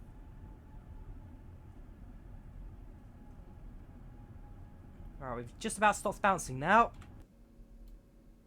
Although the wing flutter is crazy. It looks like we're actually mid-flying right now, before the wing was strengthened. The shame that it kept boldly trying to snap itself during cruise. Yeah, because flutter in 747 initially was rubbish until they One of the worst things they have. till they put weights at the end of the wings, which stopped it. Yeah, more heavier engines on the later versions.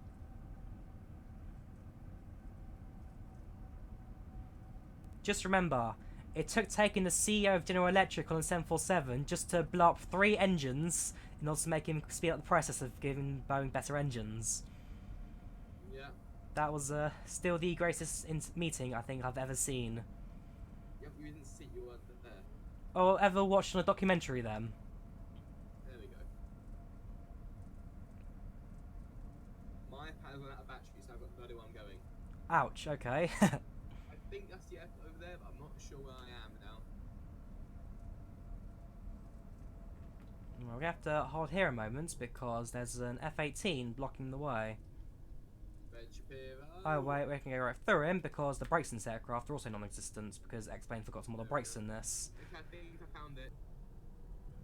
Or not, that's main Tacoma, I think. There we go, he's moved. No planes that can fly past the front today. Yeah, so I can fly like a Tacoma. Right, so I now need to make a right-hand turn and then go over the bridge back into Boeing's Everett's world's biggest building. Yeah, that's SeaTac where I am now. Yeah, you're just heading south for a bit, aren't you? Southeast. Just past SeaTac, so now I should know where to go. So over that island. They can't see it. How does this blow look crazy?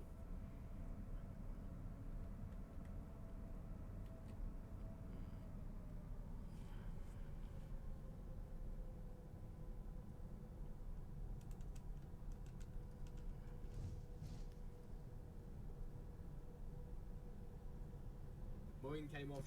Oh. Everything's fire, there's fire everywhere. Everything's red. Everything's Oh, did you die? You crashed. I'm clean. I don't know which way's up. Where's anything? What's going on? You died. Yes. But where? I don't know where. I just see smoke. Yeah, you're in hell. Oh well, I'm in smoke and I've got a massive U crash, but it's too far. It's inside my monitor. Right. Where's my iPad? Oh gosh, I'm trying to take this thing uphill now. Come on. That actually flickers with fire, but at least it's working. Apparently I crashed just off coast seat.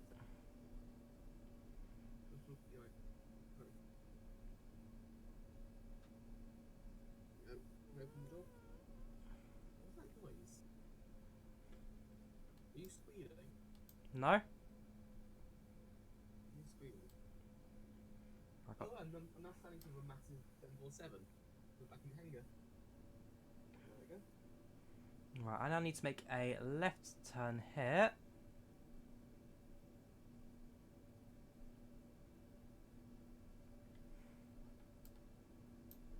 Welcome Mega Blue 22. Welcome to the stream. You're a little late since we've just landed. But the stream will be up for a little while afterwards, so you guys can go back and enjoy that.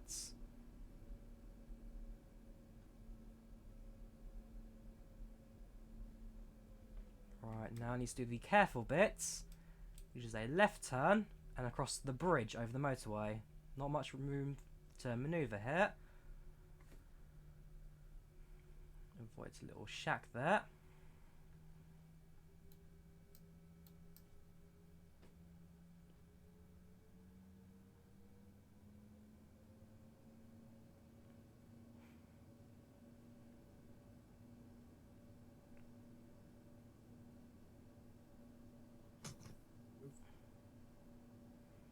There we go.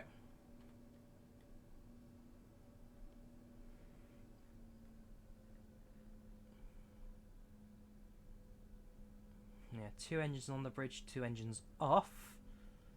And it's sharp right, facing the terminal, where a pushback tug will then manoeuvre it later.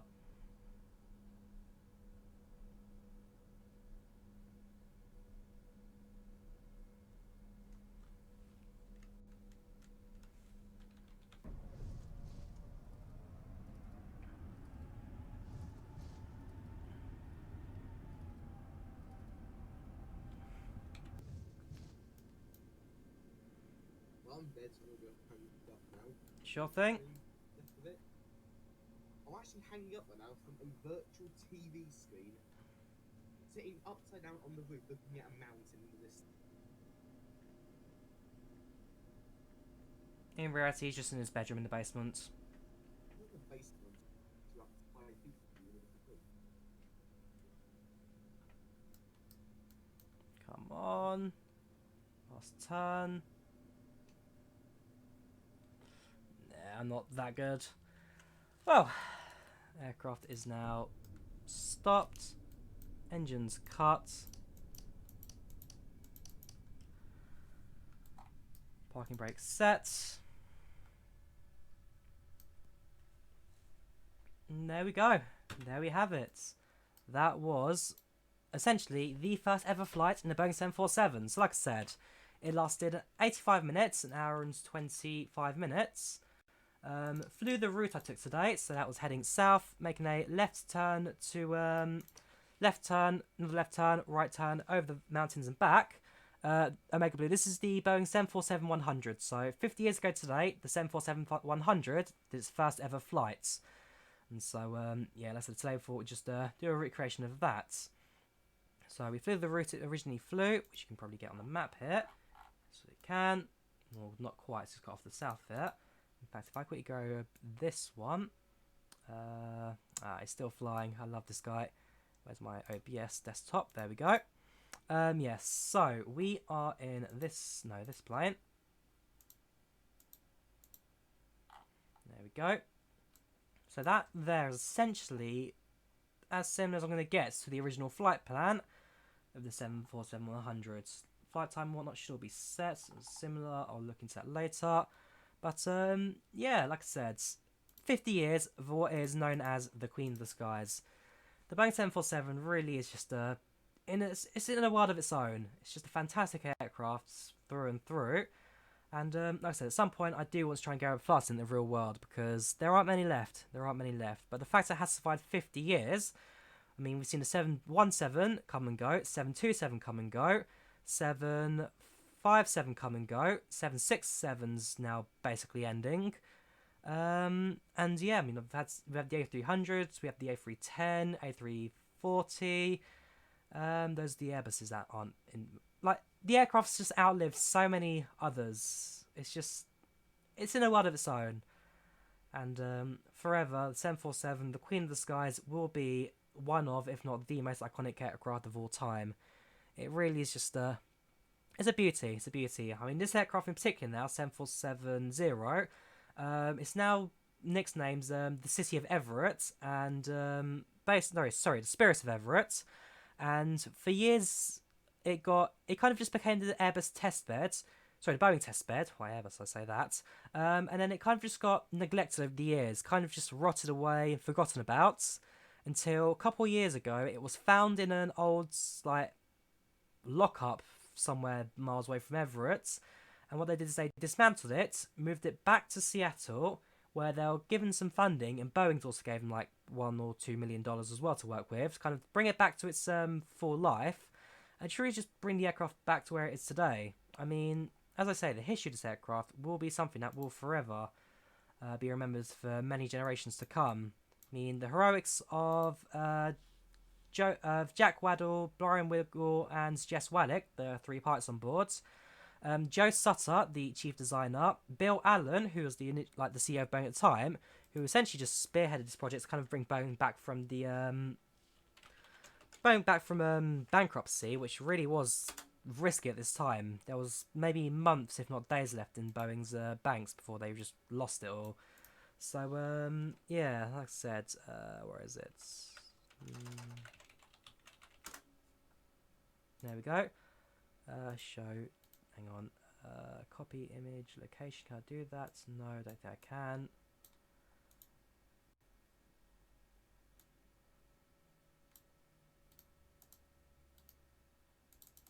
There we go. Right, show desktop. Where's OBS there? So, here you go. This is the three original pilots in the cockpit of the aircraft there, just before they departed for the first time. So, Jack Waddell. Where's the list? Jack Waddell, Brian Wiggle, and Jess Wallach. Jess Wallach and Jack Waddell died in the late 1990s. Sorry, he died in 2016. He died 96. I'm not quite sure what happened to Brian Wiggle. I never saw what his end of story was like. And then of course Joe Sutter, the original spearhead of the 747, and yeah, he died in 2016. Quite a sad story, that one. But he was 95 years old, had pneumonia. I mean, he had quite a good run. He definitely had quite a good run. So, yeah, there he is, Joe Sutter. Bless him. And, yeah. So, what's going to happen now, what I will do is quickly disconnect from that sim and whatnot. And we're going to watch the landing replay, I guess, because that's what everyone does. Complete flights, complete. That is fine. And view, flights, toggle replay mode. Bring it back a couple of minutes.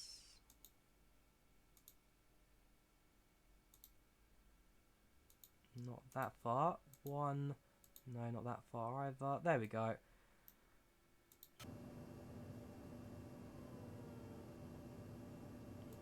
Okay, about 146.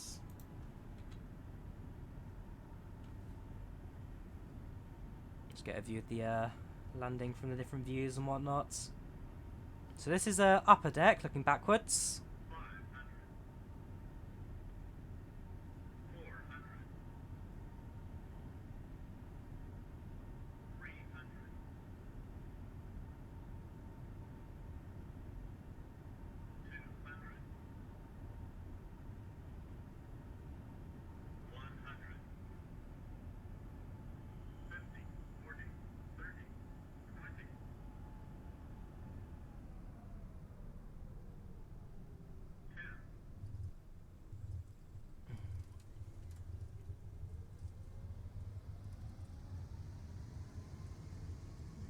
go, coming into land at Boeing there.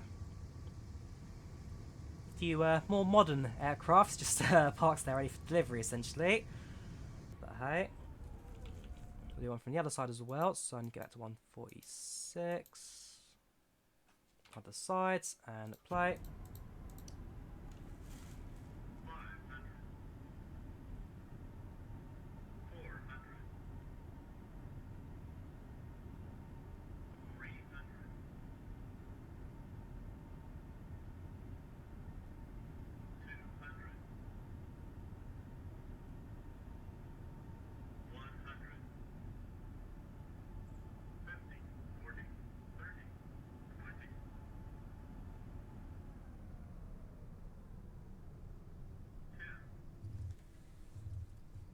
There we go.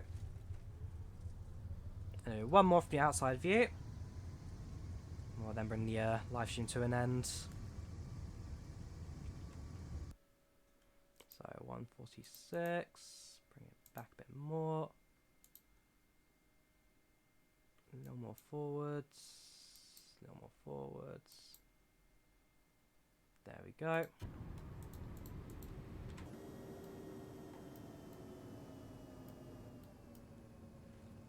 There we are, so short final, heading to Boeing Everett.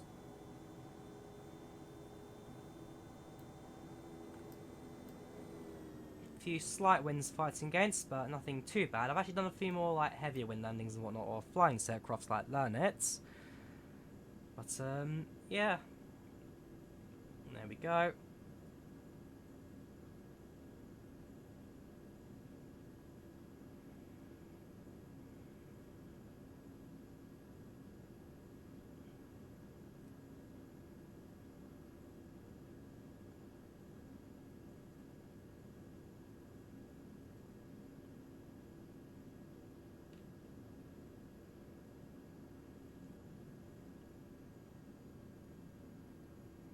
Nice and steady, just bring it into land. Little floaty, my landings are always floaty. But there we go.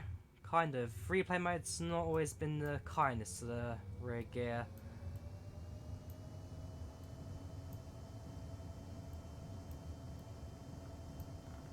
But there we have it.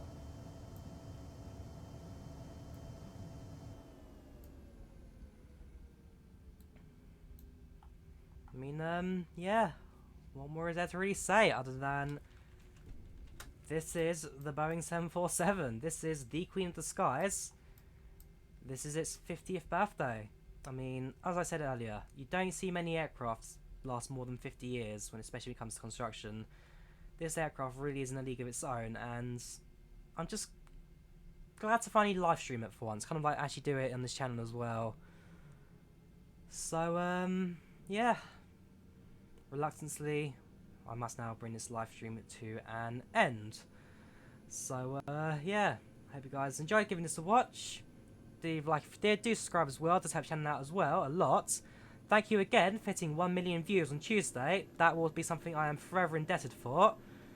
And apologies for the fact my upload schedule's been very hectic these last couple of weeks. I need to get back on track very soon.